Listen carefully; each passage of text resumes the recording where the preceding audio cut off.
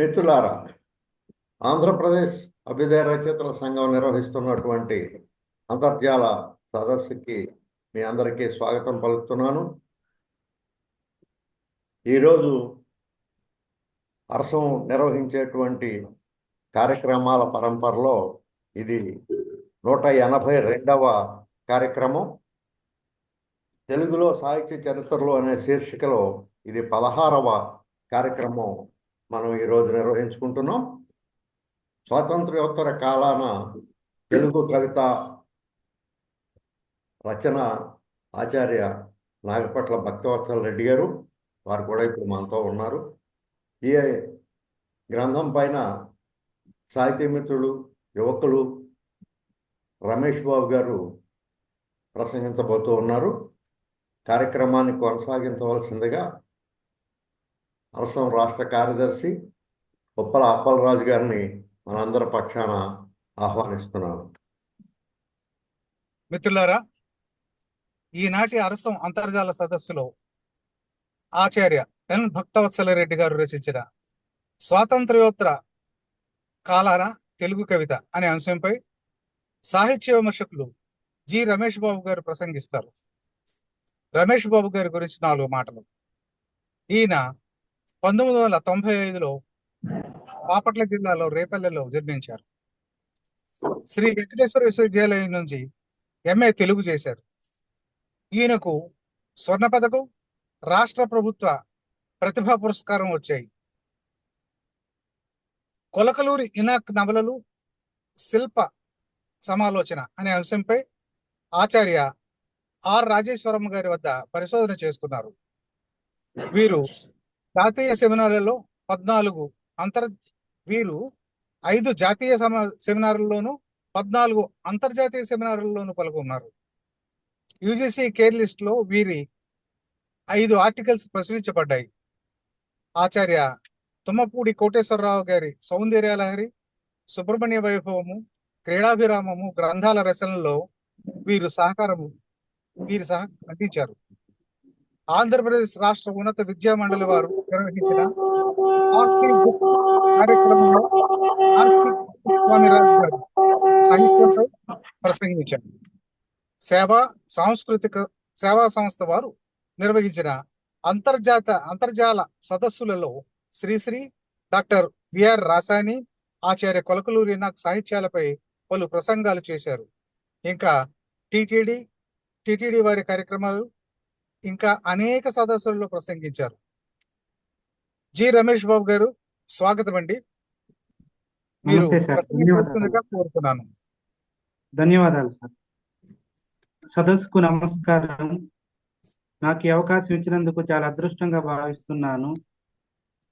ఈ కార్యక్రమానికి ప్రేరకులు, ఆరంభకులు అయిన అరసం కార్యదర్శి అప్పలరాజు గారికి తొలుతగా నా నమస్సులు అందిస్తున్నాను.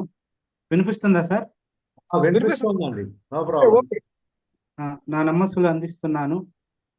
నాకు ఈ అవకాశం కలిగించినటువంటి ప్రముఖ విమర్శకులు, గురుతుల్యులు ఆచార్య రాచపాలెం చంద్రశేఖర్ రెడ్డి గారికి, నాకెంతో విలువైన సమాచారాన్ని ఇచ్చి నన్ను ప్రోత్సహించిన భక్తవత్సల రెడ్డి గారికి, కార్యక్రమాన్ని సమర్థవంతంగా నిర్వహిస్తున్నటువంటి ఆనంద్ గారికి, ఈ కార్యక్రమంలో పాల్గొన్న సాహితీ మిత్రులకు, సాహితీవేత్తలకు, సాహితీ పరిశోధకులకు అందరికీ నా హృదయపూర్వక నమస్సులను తెలియజేస్తున్నాను. ఈరోజు మీ అందరి ముందు మాట్లాడటం నాకు చాలా ఆనందంగా ఉంది. ఇది ఒక రకంగా నాకు అదృష్టం. ఆచార్య భక్తవత్సల రెడ్డి గారికి నాకు ఒక అనుబంధం ఉంది. ఆ అనుబంధం ఏమిటి అని అంటే, మేమిద్దరం ఒక తల్లి కడుపున పుట్టుకుపోయిన వెంకటేశ్వర విశ్వవిద్యాలయంలో తెలుగు తల్లి ఒడిలో చదువుకున్నాం. ఆ అనుబంధం నన్ను ఈ పుస్తకం పైన మాట్లాడటానికి ఒక ప్రేరేపణగా నేను భావిస్తున్నాను. ఆచార్య భక్తవత్సల రెడ్డి గారు చాలా సౌమ్యులు. వారు ఎంత సౌమ్యులో అంతటి గొప్ప పరిశోధకులు. భక్తవత్సల రెడ్డి గారు ఉమ్మడి చిత్తూరు జిల్లా మహంకాళి పుత్తూరులో 1948లో జన్మించారు. వీరు జన్మించిన తరువాత 1967లో వెంకటేశ్వర విశ్వవిద్యాలయంలో ఎంఏ తెలుగును చదివారు.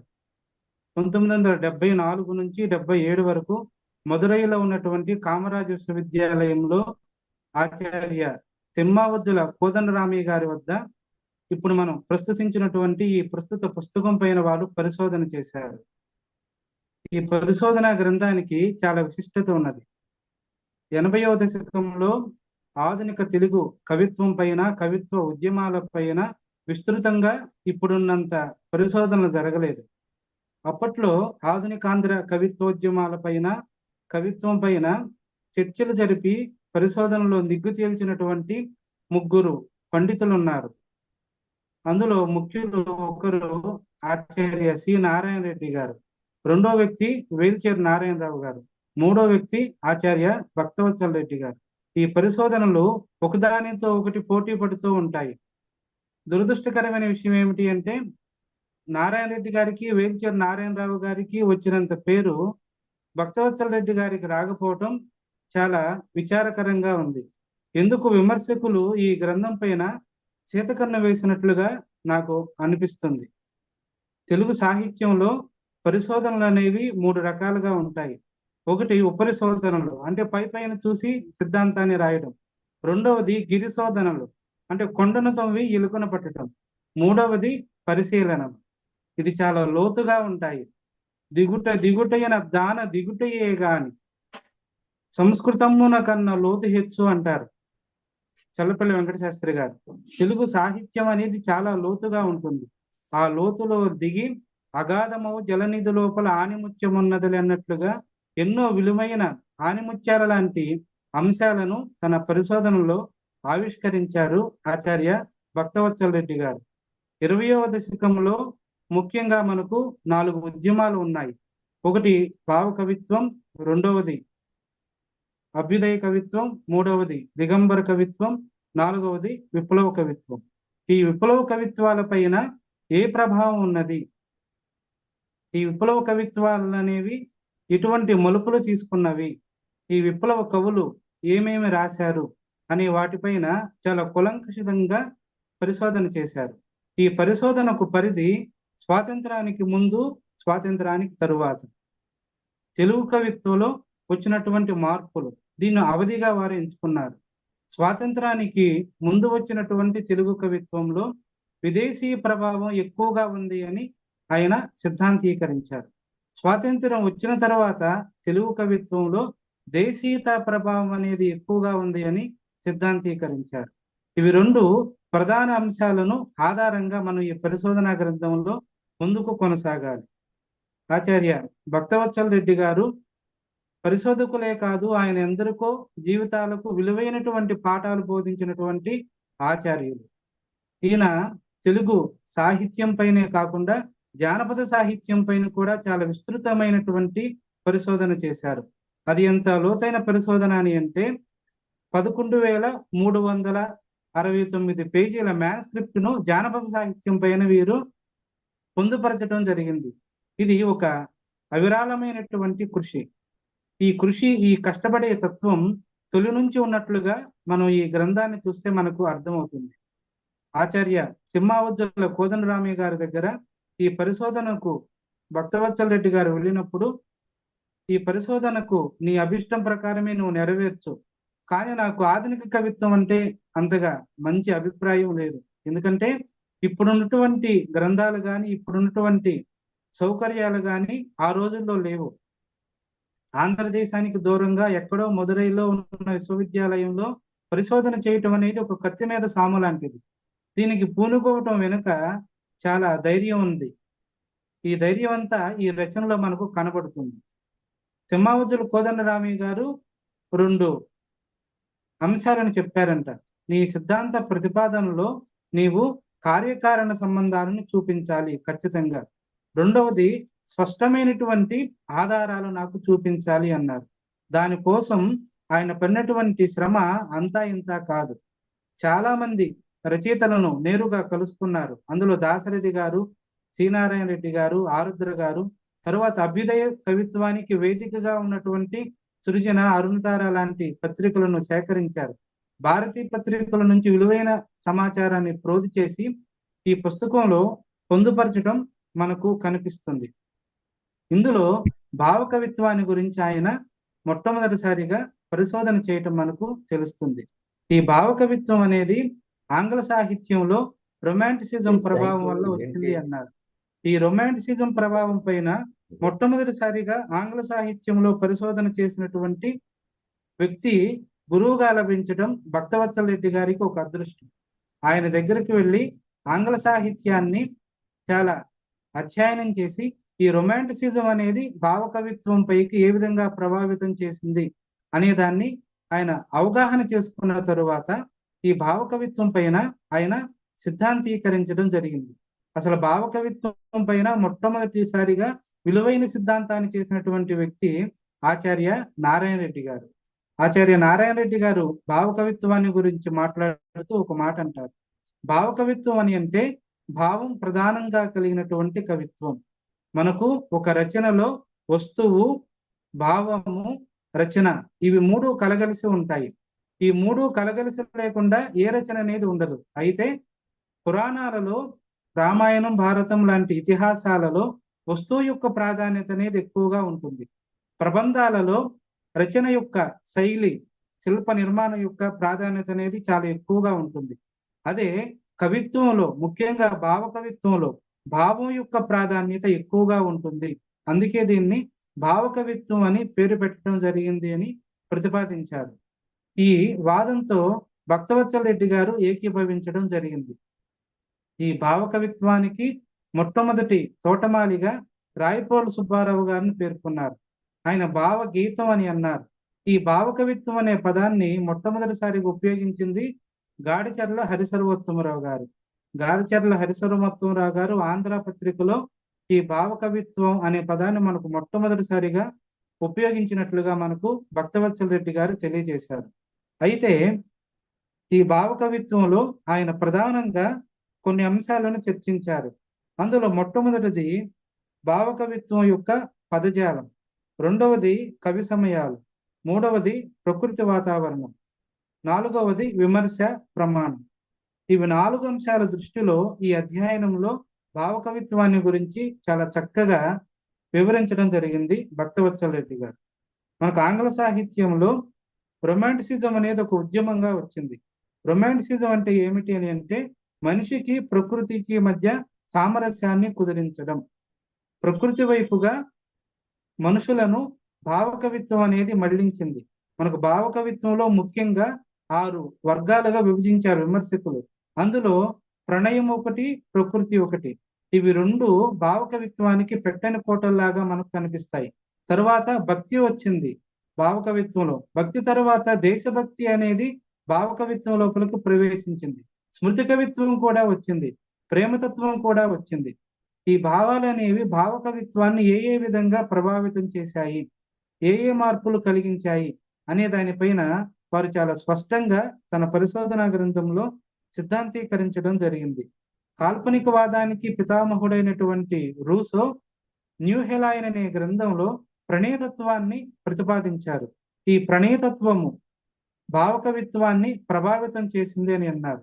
ఫ్రెంచ్లో వచ్చినటువంటి స్వేచ్ఛావాదము భావకవిత్వం పైన తన ప్రభావాన్ని వేసింది అన్నారు.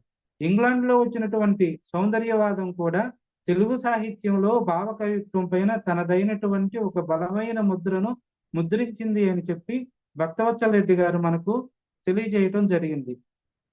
1910 నుంచి 40 వరకు 30 సంవత్సరాల పాటు భావకవిత్వం అనేది తెలుగు సాహిత్యాన్ని ఒక ఊపింది. భావకవిత్వ ప్రభావం లేనటువంటి కవి ఈ 3 దశకాలలో ఎవరూ లేరు. భావకవులు ప్రకృతిలో ఒక భాగం అయిపోయారు. ఆకులో ఆకుగా, పువ్వులో పువ్వుగా, కొమ్మలో కొమ్మగా, రెమ్మలో రెమ్మలా మారిపోయారు. కృష్ణశాస్త్రి గారు అన్నట్లుగా ప్రకృతిని వీళ్ళు ప్రశ్నించారు. ఎవరు చెప్పారమ్మా ఈ కొమ్మకు పువ్వులు ఇమ్మని, రెమ్మ రెమ్మకు అంటూ ప్రకృతిని కూడా ప్రశ్నించడం మనకు తెలియటం జరిగింది. ఇక్కడ భక్తవత్సల రెడ్డి గారు మనకు తెలియజేసినటువంటి ఒక విలువైన అంశం ఏమిటి అని అంటే ఈ రొమాంటిసిజానికి ప్రేరణ వాట్స్వర్త్, కాల్రిడ్జ్ అనే 2 కవులు అని మనకు ఇక్కడ తెలియజేయడం జరిగింది. వీళ్ళు లిరికల్ బ్యాలెట్ అనే దాన్ని ప్రతిపాదించారు. ఈ లిరికల్ బ్యాలెట్ నుంచి మనకు రొమాంటిసిజం అనేది తలెత్తింది అని చెప్పారు. వాట్స్వర్త్ భావకవిత్వంలో ప్రకృతికి ఎక్కువగా ప్రాధాన్యతనిస్తే కాల్రిడ్జ్ అద్భుత తత్వానికి జానపద ధోరణులకు ప్రాధాన్యత ఇవ్వటం మనకు తెలుస్తుంది. ఈ జానపద ధోరణులు మనకు నండూరి వారి ఎంకిపాటల్లో ప్రతిబింబించడం మనందరికీ తెలిసింది. జానపదుల యొక్క భాష, జానపదుల యొక్క వేషం, జానపదుల యొక్క సంస్కృతి మనకి ఎంకిపాటల్లో మనకు కనబడుతూ జరిగింది. ఆచార్య జిఎన్ రెడ్డి గారు సాహిత్య విమర్శలో ఒక అందమైనటువంటి మాటను చెప్తాడు. ముసలమ్మ మరణం ప్రబంధ కవిత్వానికి మరణం అని అంటారు. ప్రబంధ కవిత్వం అనేది ముసలమ్మ మరణంతో అంతరించిపోయింది. ఎప్పుడైతే ప్రబంధ కవిత్వం అనేది అంతరించిపోయిందో అప్పుడు భావ కవిత్వం అనేది ప్రారంభమైంది. ఇక్కడ ముసలమ్మ మరణంలో మనకు కనిపించేది ఏమిటి అని అంటే ఒక దేశభక్తి. తను ఉండేటటువంటి ఒక ప్రాంతం కోసం, తన ఊరు కోసం ఆవిడ తన దేహాన్ని త్యాగం చేస్తుంది. ఇది భావ కవిత్వంలో ఉన్నటువంటి దేశభక్తికి ఒక మూలం స్తంభం అని మనకు జిఎన్ రెడ్డి గారు తెలియజేశారు. ఈ దేశభక్తి అనేది మనకు కనబడుతుంది. అయితే కాలక్రమేణా మనకు ఈ భావ కవిత్వంలో ఒక చిన్న లోపం వచ్చింది అన్నారు. ఆ లోపాన్ని చాలా స్పష్టంగా మనకు భక్తవత్సల రెడ్డి గారు తెలియజేశారు. ఏమిటి అని అంటే ప్రబంధ కవిత్వం మరణించినప్పటికీ ఆ ప్రబంధ కవిత్వంలో ఉన్నటువంటి వరూధనులు, ఆ ప్రబంధ కవిత్వంలో ఉన్నటువంటి మాచెల్దేవులు, మంజువాణులు తిరిగి మరలా భావ కవిత్వంలోకి వచ్చేశారు. వాళ్ళు ఎట్లా వచ్చారు అని అంటే ఓరోసిగా, శశికళగా, కల్లావజ్జుల వారి హృదయేశ్వరిగా వచ్చారు. ఇది కొంత లోపభూయిష్టంగా మనకు కనిపిస్తుంది అని మనకు ఇక్కడ భక్తవత్సల రెడ్డి గారు చెప్పారు. భావకవులందరూ తమ ఊహా ప్రేయసుల యొక్క బాహుపంజరాలలో చిక్కుకుని పోయి ఉన్నారు. దీని గురించి మనకు చాలా కథలు అనేవి లభిస్తూ ఉన్నాయి. ఎప్పుడో కృష్ణశాస్త్రి గారు ఒకసారి రైల్లో వెళ్తూ ఉన్నప్పుడు టికెట్ కలెక్టర్ వచ్చి టికెట్ అడిగారంట. వెంటనే కృష్ణశాస్త్రి గారు ఒక టికెట్ బదులు 2 టికెట్లు తీసిచ్చారంట. ఏమిటంటే మీరు ఉంది ఒకటే కదా అని అంటే, ఒకటి నాకు, ఇంకొకటి నా ఊహా ప్రేయసి ఊర్వశికి అని అన్నారంట. దీని గురించి అందరూ చాలా నవ్వుకుంటూ ఉంటారు. ఈ భావకవులు అందరూ ఊహా ప్రేయసుల యొక్క బాహుపంజరాల్లో చిక్కుకుపోవటం మనం చూస్తూ ఉన్నాం. అయితే భావకవిత్వం అనేది అనుభూతి ప్రధానంగా కొనసాగుతుంది అని అన్నారు. ఈ అనుభూతి అనేది దీనికి ప్రధానం, భావన అనేది దీనికి ప్రధానం. మనకు ఇంద్రగంటి హనుమత్ శాస్త్రి గారు భావకవిత్వానికి ఇచ్చినటువంటి ఒక నిర్వచనాన్ని ఇక్కడ మనకు రెడ్డి గారు తెలియజేశారు. ఏమిటి అని అంటే భావమే ప్రధానంగా కలిగినటువంటిది భావకవిత్వం అని అన్నారు. ఈ భావకవిత్వం యొక్క పాళ్ళు అనేవి కష్టకమలలోను, తృణకంకణంలోను, పూర్ణమ్మలోను చాలా తక్కువగా ఉన్నాయి అని తెలియజేశారు. దీనికి నారాయణ రెడ్డి గారు కూడా ఏకీభవించారు. తన పరిశోధనా గ్రంథమైనటువంటి ఆధునికాంధ్ర కవిత్వము సాంప్రదాయ ప్రయోగాలలో అని ఇక్కడ తన పూర్వ పరిశోధనల యొక్క ఆధారాలను కూడా ఉటంకించడం మనకు జరిగింది. ఇక్కడ భావకవులు తమ కవిత్వానికి వాహికలుగా ఛందస్సును ఉపయోగించుకున్నారు. ఈ ఛందస్సును ఉపయోగించుకునేటప్పుడు భావకవులు చాలా కొత్త మార్గాలను త్రొక్కారు అని మనకు ఇక్కడ రెడ్డి గారు తన పరిశోధన గ్రంథంలో తెలియజేశారు. సంస్కృతంలో ఉన్నటువంటి ఛందస్సులను విడిచిపెట్టేశారు. తెలుగులో ఉన్నటువంటి ఛందస్సుల్లో వాళ్ళు అడుగు వేశారు. మానవ జీవితంలో ఉన్నటువంటి భాషను వీళ్ళు భావకవిత్వంలో ఉపయోగించుకున్నారు. కవిత్వం అనేది సమాజానికి ప్రతిబింబం. అంతే తప్ప సమాజాన్ని విడిచిపెట్టి, ప్రజలను విడిచిపెట్టి కవిత్వం రాస్తే ఆ కవిత్వం అనేది నేలను విడిచి సాము చేసినట్లుగా ఉంటుంది. అది ఎక్కువ కాలం నిలబడదు. అందుకని భావకవులందరూ ప్రజల భాషలోనే ఉపయోగించారు అని మనకు ప్రతిపాదిస్తూ ఖండగతి, మిశ్రమగతి, చరషట్పది మొదలైనటువంటి ఛందస్సులను మనకు భావకవిత్వంలో ఉపయోగించినట్లుగా పరిశోధనలో భక్తవత్సల రెడ్డి గారు మనకు నిగ్గు తేల్చడం జరిగింది. ప్రకృతి వాతావరణంలో భావకవులు అనే వాళ్ళు మమేకమైపోయారు. ప్రకృతిలో జీవించడం ప్రారంభించారు. మానవ జీవితాన్ని అంతా ప్రకృతికి దగ్గరగా తీసుకువెళ్ళటంలో భావకవులు కొంత సఫలీకృతులు అయ్యారని మనకు చెప్పడం జరిగింది. దేశభక్తి అనేది ప్రధానంగా మనకు భావకవిత్వంలో కనబడుతుంది. స్వాతంత్రోద్యమానికి ముందు భావకవిత్వంలో దేశభక్తి యొక్క ప్రాధాన్యత అనేది మనకు కనబడుతుంది. ఏ దేశమేగినా ఎందు కాలిడినా పొగడరా నీ తల్లి భూమి భారతిని అని రాయప్రోలు వారు చెప్పడం మనందరికీ తెలిసిందే.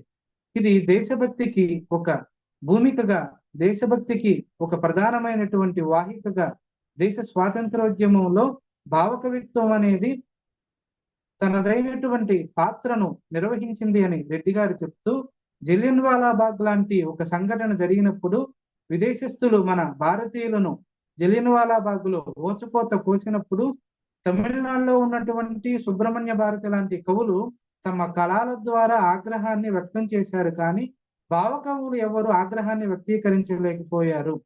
ఇది పెద్ద లోపమని తన సిద్ధాంతంలో భక్తవత్సల రెడ్డి గారు మనకు తెలియజేశారు. ఇది చాలా విలువైనటువంటి అంశం. దేశంలో అలజడులు జరిగినప్పుడు భావకవులు అనే వాళ్ళు ఊహాప్రేయసుల యొక్క కౌగిలిలో మునిగిపోయారు తప్ప దేశంలో జరిగినటువంటి అలజడులను తమ కవిత్వంలో రేకెత్తించలేకపోవడం భావకవిత్వంలో మనకు కనిపిస్తున్నటువంటి ఒక ప్రధానమైనటువంటి కొరతగా మనకు భక్తవత్సల రెడ్డి గారు మనకు తెలియజేశారు. అయితే ఈ భావకవిత్వం పైన చాలా విమర్శలు వచ్చాయి. ఈ భావకవిత్వాన్ని కొంతమంది విమర్శకులు భావకవిత్వం అని అన్నారు. ఆ అన్నవాళ్ళు శిష్ల ఉమామహేశ్వరరావు గారు ముఖ్యులు. ఈయన విష్ణుధనువు, నవమి చిలుక అనేటటువంటి తన రచనల్లో భావకవిత్వాన్ని తూర్పారబెట్టారు. పట్టాభి నేను భావకవిని కాదు అహంభావ కవిని అని ప్రకటించుకుని భావకవిత్వం పైన తిరుగుబాటు జెండాను ఎగురవేశారు. ఈ భావకవిత్వంలో ఉన్నటువంటి ఉద్దేశం గాని, ఈ భావకవిత్వంలో ఉన్నటువంటి లక్ష్యాలు గాని ఆధునిక సమాజంలో అభివృద్ధి చెందటానికి అంతగా ఉపయోగపడవనేటటువంటి ఉద్దేశాన్ని పట్టాభి చెప్పినట్లుగా మనకు రెడ్డి గారు ఇక్కడ తెలియజేశారు.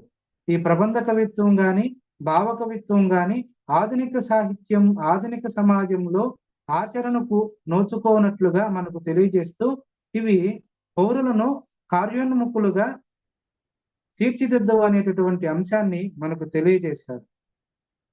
అందుకే భావకవిత్వంలో ఉన్నటువంటి లోపాలను మనకు తీర్చిదిద్దటానికి అభ్యుదయ సాహిత్యం అనేది తెలుగు సాహిత్యంలో అడుగులు వేసింది అని మనకు వివరించారు.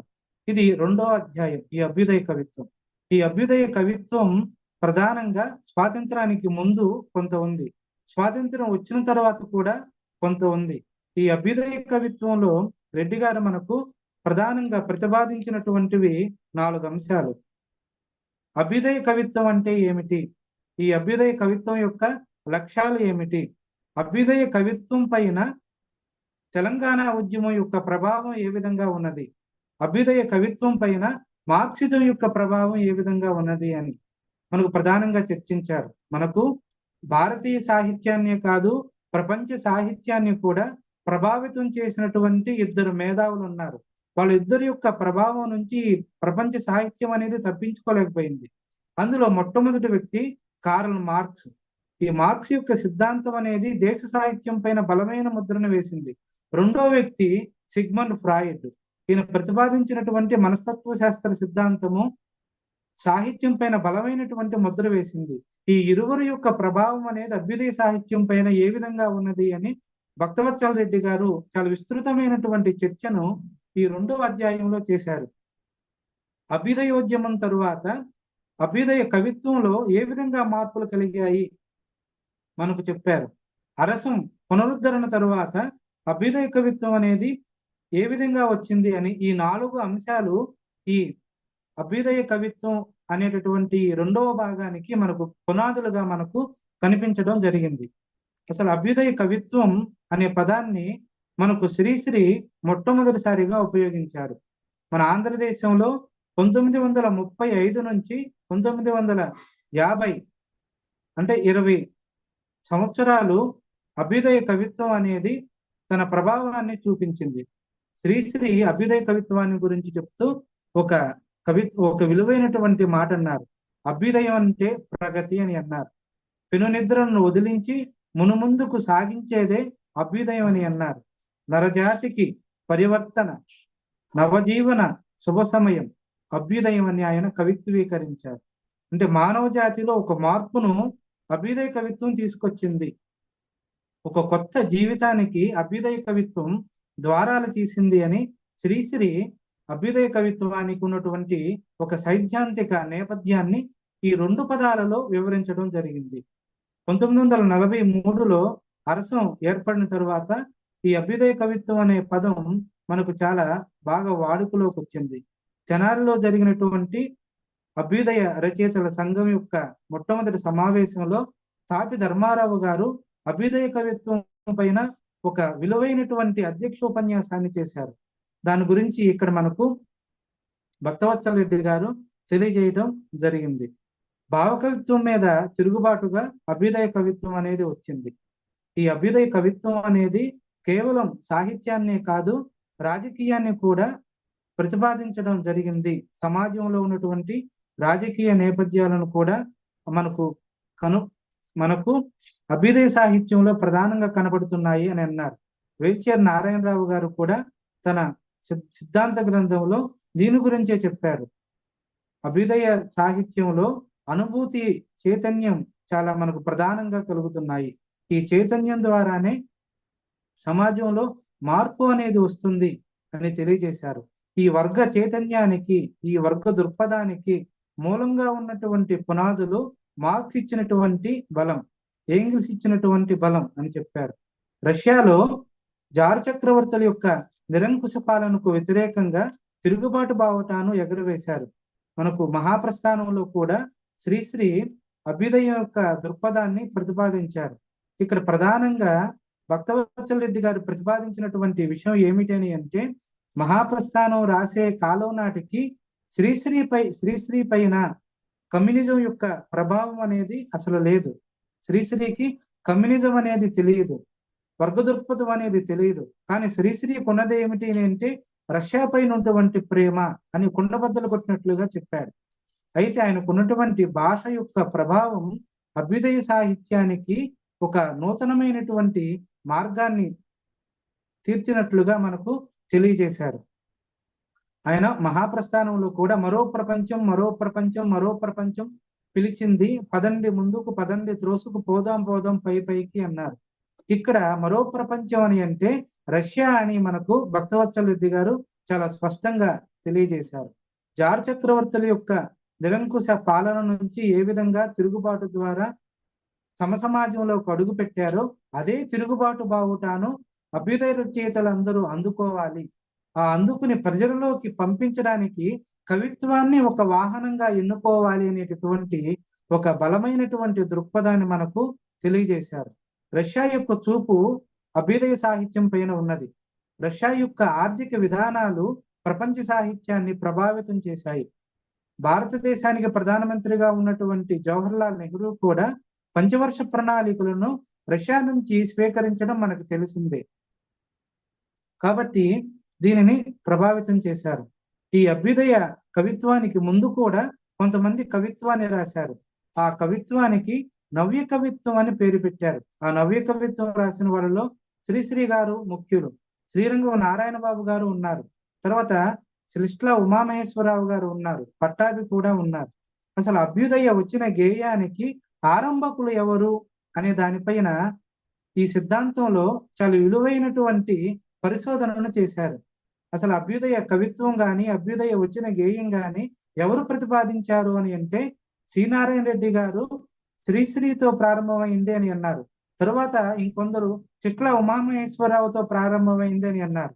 కానీ ఇక్కడ తనదైనటువంటి పరిశోధనను భక్తవత్సల రెడ్డి గారు ప్రతిపాదిస్తూ అభ్యుదయ వచ్చిన గేయానికి గాని, విప్లవ గేయానికి గాని, అభ్యుదయ వచ్చిన గేయానికి అసలు మూలంగా ఉన్నటువంటి ప్రతిపాదన పట్టాభి అని అన్నారు. పట్టాభియే ఈ వచ్చిన గేయానికి ఆరంభకులుగా తెలియజేశారు. శ్రీశ్రీ చొక్కాని లాంటి వాడు, పట్టాభి వచ్చిన గేయానికి ఆరంభకుడు అని తనదైనటువంటి ఒక విలువైనటువంటి పరిశోధనను ఇక్కడ నిగ్గు తేల్చడం జరిగింది. ఈ అభ్యుదయ కవిత్వం పైన ఆంగ్ల సాహిత్యం నుంచి వచ్చినటువంటి కవిత్వం యొక్క ప్రభావం వచ్చింది. తరువాత క్యూబిజం, సర్రియలిజం, ఫ్యూచరిజం, డాడాయిజం లాంటి ఇజాల యొక్క ప్రభావాలు చాలా బాగా ప్రభావితం చేశాయి అని తెలియజేశారు. ప్రశ్నించేటటువంటి గొంతుకలు ప్రధానంగా మనకు అభ్యుదయ కవిత్వంలో వినిపిస్తున్నాయి. శ్రీశ్రీ అన్నట్లుగా నైలు నది నాగరికతలో సామాన్యుని యొక్క జీవనం ఎట్టిది అన్నారు. సామాన్యుడి యొక్క జీవితాలలోకి అభ్యుదయ కవులు మొట్టమొదటిసారిగా తొంగి చూశారు. మనకు భావకవులందరూ ఆకాశంలోనే ఉన్నారు. దిగిరాను దిగిరాను దివి నుండి భూకి అన్నారు. ఆ దిగిరాను దిగిరాను దివి నుండి భూకి అన్నటువంటి ఆ భావకవులను ఒక్కసారిగా ఆకాశం నుంచి నేలవైపుగా తీసుకొచ్చారు అభ్యుదయ కవులు. ఆ తీసుకురావటంలో 100% వాళ్ళు సఫలీకృతం కావడం మనకు చక్కగా కనిపించడం జరుగుతుంది. ఫ్రాయిడ్ యొక్క మనస్తత్వ శాస్త్రం కూడా అభ్యుదయ సాహిత్యంలో కలిసి ఒక కొత్త రూపాన్ని సంతరించినట్లుగా మనకు ఇక్కడ తెలియజేయడం జరిగింది. మనకు ఈ భావ కవిత్వంలో లేనటువంటి ప్రధానమైనటువంటి అంశం ఏమిటి అంటే ఆకలిని, ఆవేదనని, మధ్యతరగతి యొక్క ప్రజలు పడేటటువంటి బ్రతుకుల యొక్క వ్యతలను మనకు ప్రధానంగా చూపించారు. ఇందులో మనకు క్లార్క్ సూర్యారావు పాత్రలో ఆరుద్ర గారు ఒక మధ్యతరగతి ప్రజలు పడేటటువంటి బాధలను, వాడు బ్రతుకు పోరాటంలో పడేటటువంటి జీవన సమరాన్ని చాలా చక్కగా వ్యక్తీకరించాడు. పట్టాభి కూడా దీనిని చాలా చక్కగా మనకు తెలియజేశారు. తెలంగాణ ఉద్యమం యొక్క ప్రభావం కూడా మనకు అభ్యుదయ సాహిత్యం పైన చాలా విస్తృతంగా ఉంది అని భక్తవత్సల రెడ్డి గారు తెలియజేశారు. భారతదేశానికి స్వాతంత్రం వచ్చిన తరువాత ఒక 4 సంస్థానాలు అనేవి భారతదేశంలో కలవకుండా ఉండిపోయాయి. అందులో కాశ్మీర్ ఒకటి, జూనాగఢ్ ఒకటి, ఆ తర్వాత మన ఆంధ్రదేశంలో ఉన్నటువంటి తెలంగాణ ఒకటి. ఈ తెలంగాణను నిజాం రాజులు పరిపాలిస్తున్నారు. ఈ నిజాం రాజుల పైన ప్రజలందరూ తిరుగుబాటు చేశారు.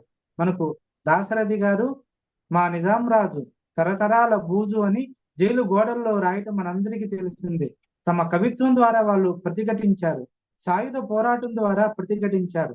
ఈ సాయుధ పోరాటము, ఈ కవిత్వము రెండూ కూడా నైజాం నవాబు యొక్క గద్దె దించడానికి 100% తనదైనటువంటి పాత్రను పోషించాయి అని మనకు భక్తవత్సల రెడ్డి గారు తన సిద్ధాంతంలో తెలియజేస్తూ, దాశరథి గారి యొక్క పాత్ర ఏ విధంగా ఉన్నదో మనకు చాలా స్పష్టంగా తెలియజేశారు. నా తెలంగాణ కోటి రతనాల వీణ అని తన కవిత్వం యొక్క వీణను వినిపించడంలో దాశరథి చాలా చక్కగా సఫలీకృతులైపోయారు. ఆ చల్లని సముద్ర గర్భం దాచిన బడబానలమెంతో, ఆ నల్లని ఆకాశంలో కానరాని భాస్కరులెందరో అంటూ చాలా మంది విప్లవకారులు, కనిపించినటువంటి విప్లవకారులకు వినిపించినటువంటి స్వరాలకు తన గళాన్ని కవిత్వ రూపంలో దాశరథి గారు వినిపించారు. నిజాం రాజు యొక్క గద్దెను దించటంలో వీళ్ళు 100% సఫలీకృతమైనట్లుగా మనకు కనిపిస్తుంది. ఈ తెలంగాణ ఉద్యమం కూడా మనకు ఒక అభ్యుదయ సాహిత్యంలో అభివృద్ధిలో ఒక కీలకమైనటువంటి ఇంధనంగా ఉంది అని రెడ్డి గారు తన సిద్ధాంత గ్రంథంలో ప్రతిపాదించారు. ఈ అభ్యుదయ సాహిత్యంలో వర్గ దృక్పథం కూడా మనకు ప్రధానంగా కనపడుతుంది. ఇక్కడ ఉండేటటువంటి వర్గాలు 2, ఒకటి పెట్టుబడిదారీ వర్గం, రెండవది శ్రామిక వర్గం. కనిపించేటటువంటి ఇంకొకటి పేదలు, ధనికులు.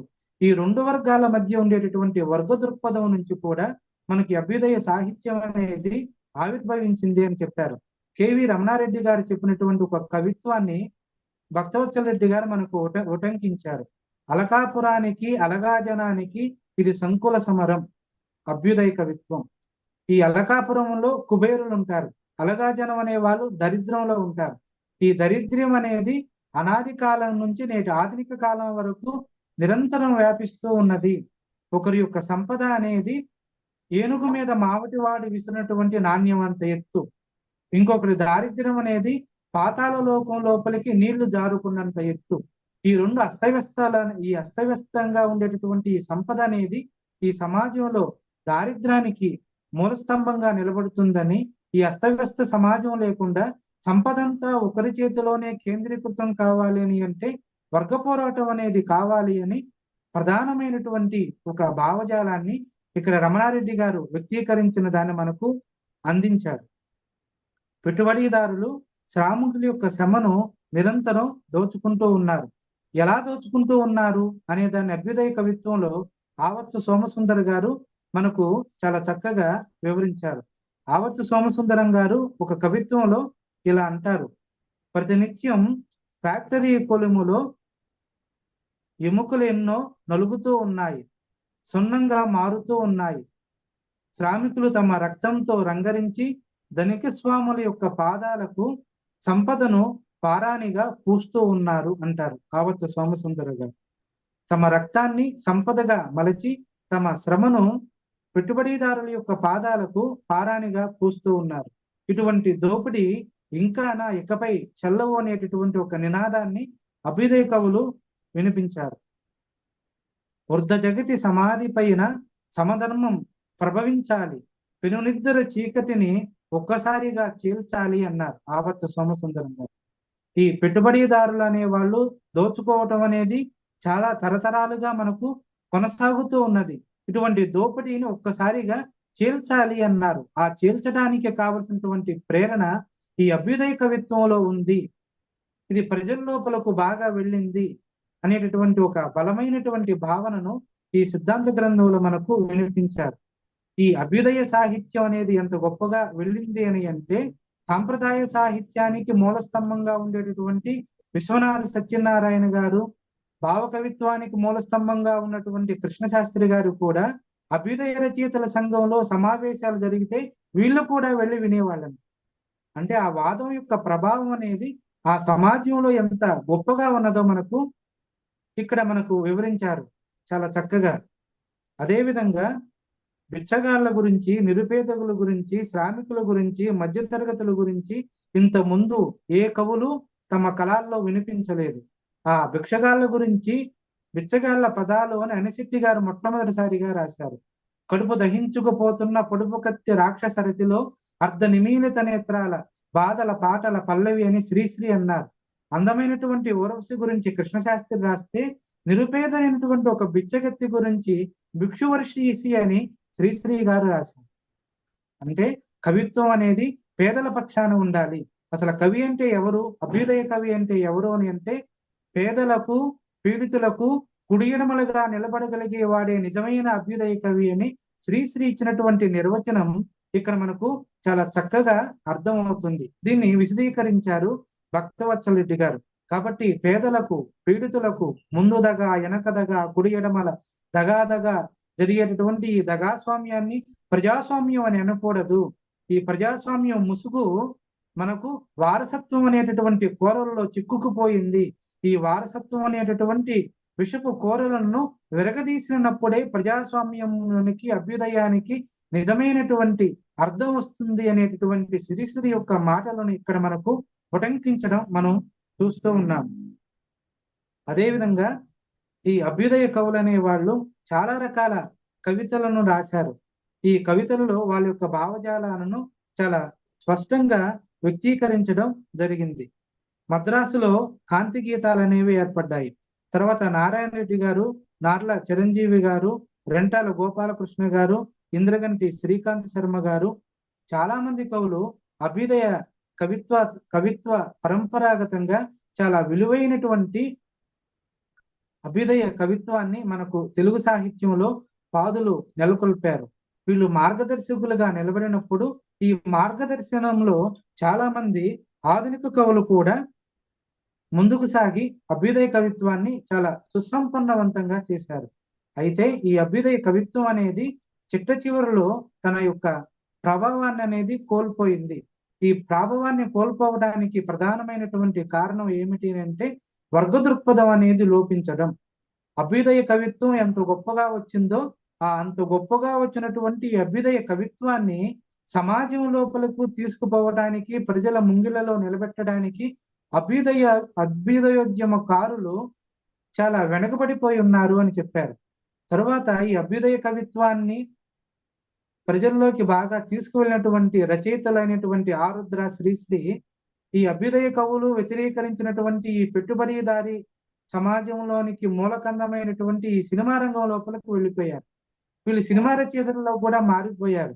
ఒకసారి శ్రీశ్రీని ఎవరో అడిగారంట, మీరు పదండి ముందుకు పదండి త్రోసుకంటూ అభ్యుదయ గీతాలను ఆలపించారు, ఈ ఆంధ్రదేశం అంతా అభ్యుదయ జనగణం గేయాన్ని వినిపించారు, మీరు సినిమాల్లోకి వచ్చి నా హృదయంలో నిద్రించే చెలి అని రాశారే, ఇది ఎంతవరకు సబబు అని అడిగారంట మద్రాసులో. అప్పుడు శ్రీశ్రీ గారు చెప్పారంట, నిజంగానే నేను సినిమా పాట రాశాను, నా హృదయంలో నిద్రించే చెలి అన్నాను, ఆ చెలి ఏమిటో మీకు తెలుసా అన్నారంట. ఏమిటి అంటే కమ్యూనిజం అని అన్నారంట. అభ్యుదయం అని అన్నారంట. ఈ మాటలనేవి నాటి పత్రికా విలేకరులకు ఎటువంటి స్వాంతనను కలిగించలేకపోయాయి. దీనివల్ల అభ్యుదయ కవిత్వం అనేది కాస్త వెనుకబడిపోయింది. ఈ అభ్యుదయ కవిత్వంలో ఉన్నటువంటి లోపాన్ని తీర్చిదిద్దటానికి మనకు దిగంబర కవిత్వం అనేది ఆంధ్రదేశం పైకు అడుగుపెట్టింది.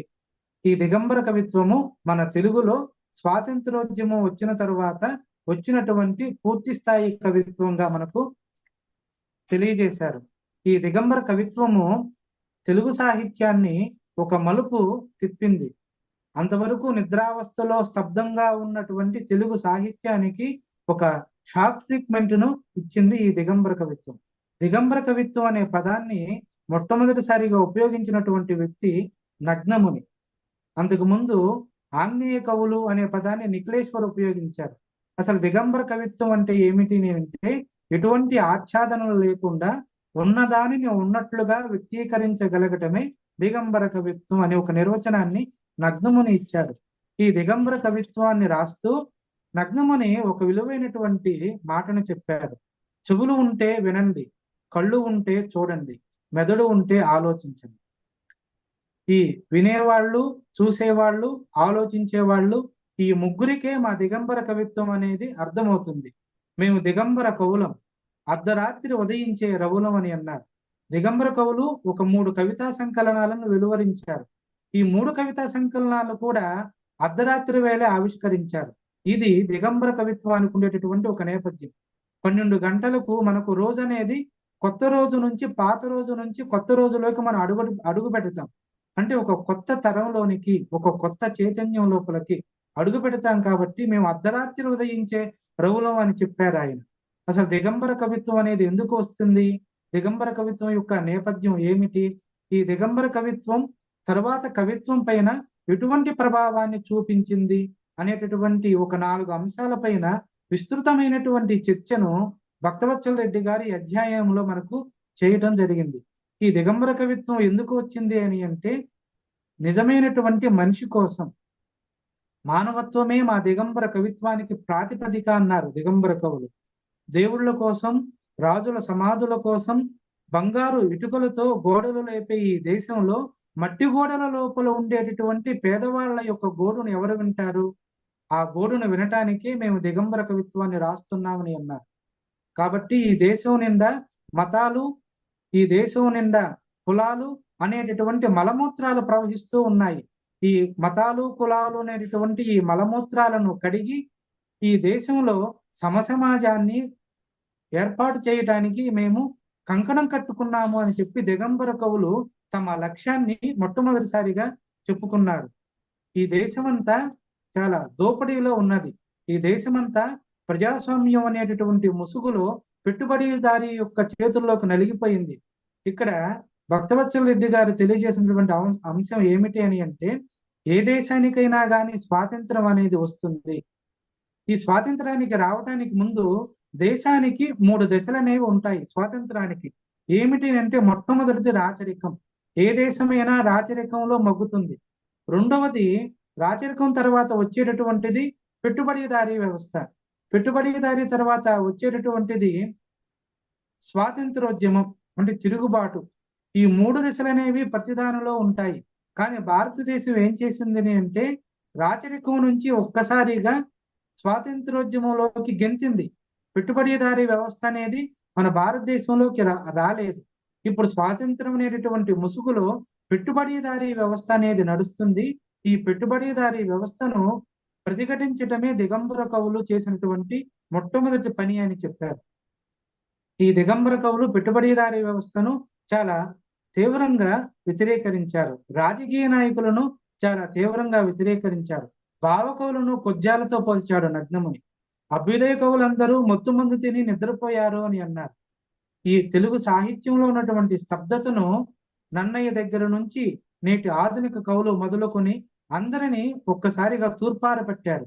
నన్నయ్యను నరేంద్రుడి బొందలోనే పడుకోమని చెప్పాడు.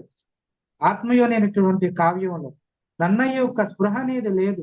కవిత్రయంలో తమ దేశం కోసం కవిత్వం రాసినటువంటి మొట్టమొదటి వ్యక్తి తిక్కన గారే. అందుకే ఆంధ్రావళి మోదంబరేగా నేను కవిత్వం రాస్తున్నాను అన్నాడు. నా దేశం కోసం, నా ధర్మం కోసం, నా ప్రజల కోసం నేను కవిత్వాన్ని రాస్తున్నాను అన్నాడు. అందుకే శ్రీశ్రీ తిక్కనను ప్రజాకవిగా కీర్తించాడు. తర్వాత వేమనను కీర్తించాడు. తర్వాత గురజాడను కీర్తించాడు. కాబట్టి నన్నయ్యను నరేంద్రుడి యొక్క సమాధిలోనే పొడుగోబెట్టమన్నాడు. ప్రభాంతాంగనుల యొక్క తొరలు అనేవి కాంక్రీటు మొద్దులు అన్నారు. ఈ మొద్దులతో మీకేమి పని లేదు అని అన్నారు. ఈ దిగంబర కవిత్వం యొక్క ప్రభావం అనేది మనకు ఆంగ్ల సాహిత్యం నుంచి వచ్చింది అని చెప్పారు. మనకు బెంగాల్లో ఆకలి కవులు అనే వాళ్ళు ఉన్నారు. ఆ ఆకలి కవులు యొక్క ప్రభావంతో తెలుగులో వచ్చినటువంటి కేకల కవులే దిగంబర కవులు అన్నారు గుంటూరు శేషేంద్ర శర్మ గారు.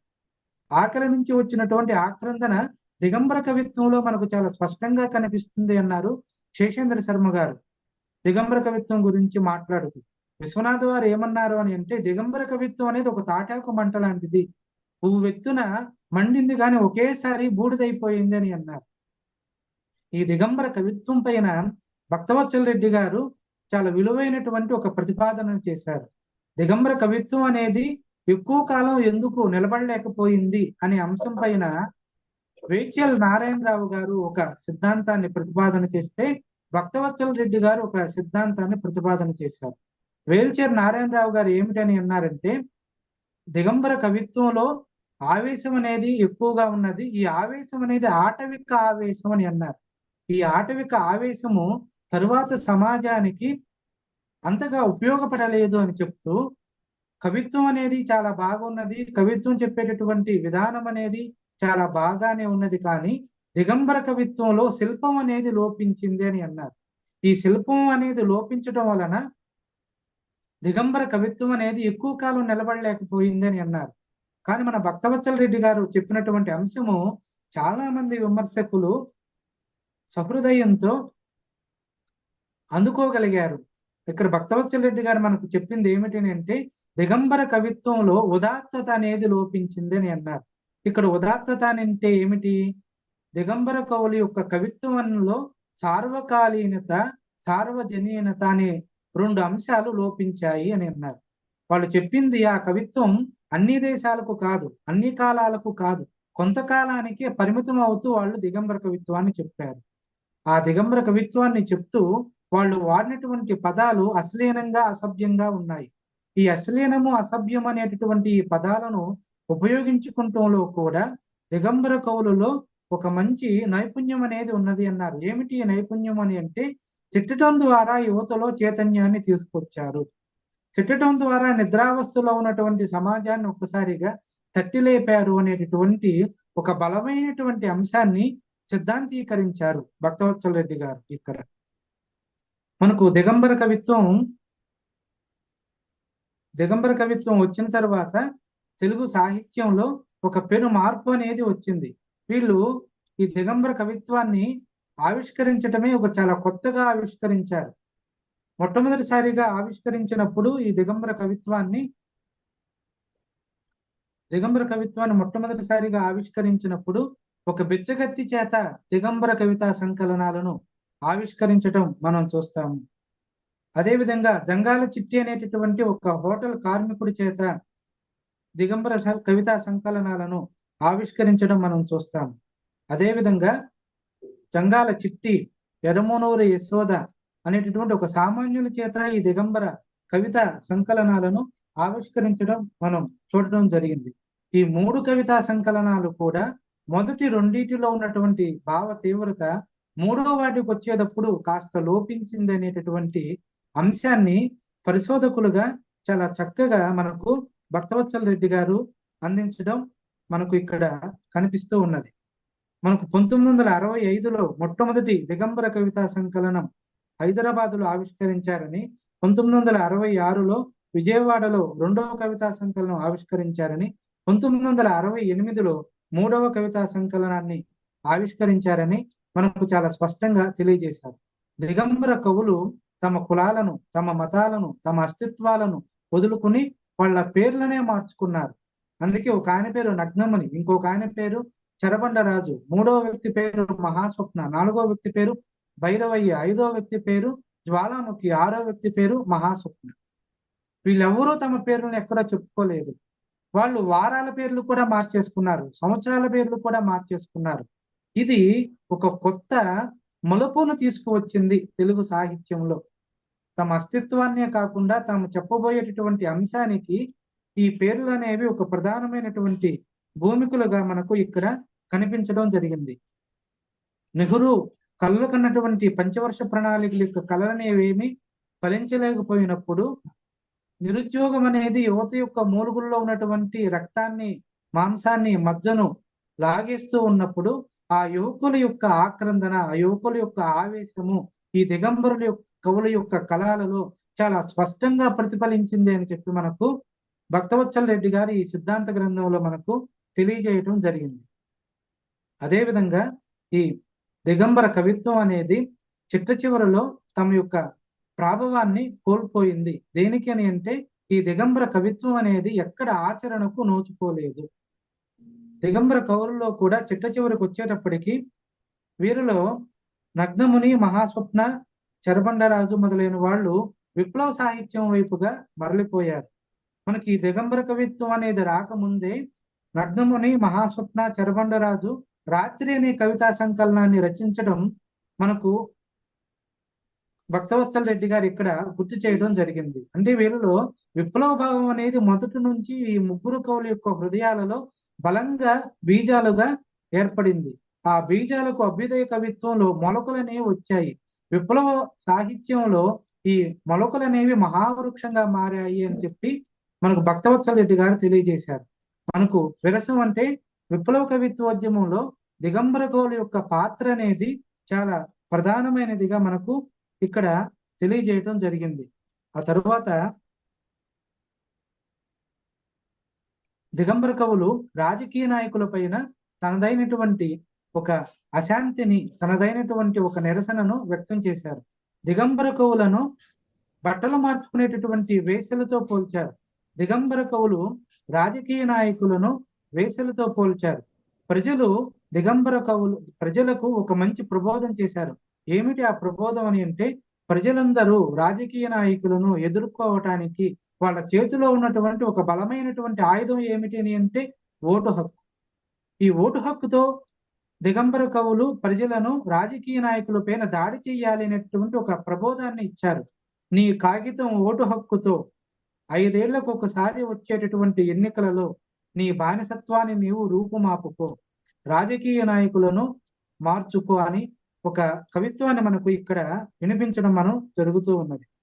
కాబట్టి ఇటువంటి దిగంబర కవిత్వం తెలుగు సాహిత్యం పైన రాజకీయంగా తనదైనటువంటి మార్పును ఓటు ద్వారా రావాలి అని సూచిస్తూ తెలుగు సాహిత్యం పైన దిగంబర కవిత్వం ఒక బలమైనటువంటి ముద్రను వేసింది అన్నారు.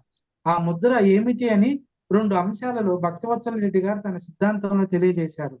తెలుగు కవిత్వం పైన వేసినటువంటి బలమైన ముద్ర ఏమిటి దిగంబర కవిత్వం అని అంటే, దిగంబర కవిత్వం వేసినటువంటి ప్రభావం రాజకీయ ఉద్యమం ఉంటేనే కవిత్వోద్యమం అనేది వస్తుంది అని అన్నారు మిగిలినటువంటి విమర్శకులు. ఇది 100% నిజం కాదు, అబద్ధం అని దిగంబర కవిత్వం మనకు తెలియజేస్తుంది అని చెప్పారు. దిగంబర కవిత్వం వచ్చే నాటికి ఏ రాజకీయ ఉద్యమము లేదు. ఇక్కడ దిగంబర కవిత్వం రావడానికి కారణం ఏమిటి అంటే ఆకలి, ఆవేదన. ఈ ఆకలి, ఆవేదన ఎక్కడైతే ఉంటుందో దాని నుంచి సాహిత్యం అనేది ఉద్యమం లాగా వస్తుంది అని దిగంబర కవిత్వం నిరూపించింది అని మనకు ఇక్కడ భక్తవత్సల రెడ్డి గారు ఒక అరుదైనటువంటి అంశాన్ని ఆవిష్కరించారు. రెండవది, దిగంబర కవుల యొక్క ప్రభావం అనేది దక్షిణ భారతదేశం అంతా వ్యాపించింది. దిగంబర కవుల యొక్క రచనలు అనేవి ఇతర భాషల్లోకి అనువాదాలు అయ్యాయి. అనువాదం అవటమే కాకుండా దిగంబర కవిత్వం అనేది విప్లవ కవిత్వం ఏర్పడటానికి ఒక ప్రధానమైనటువంటి నాందీభూతంగా ఈ పరిశోధనలో మనకు భక్తవత్సల రెడ్డి గారు మనకు తెలియజేయటం జరిగింది.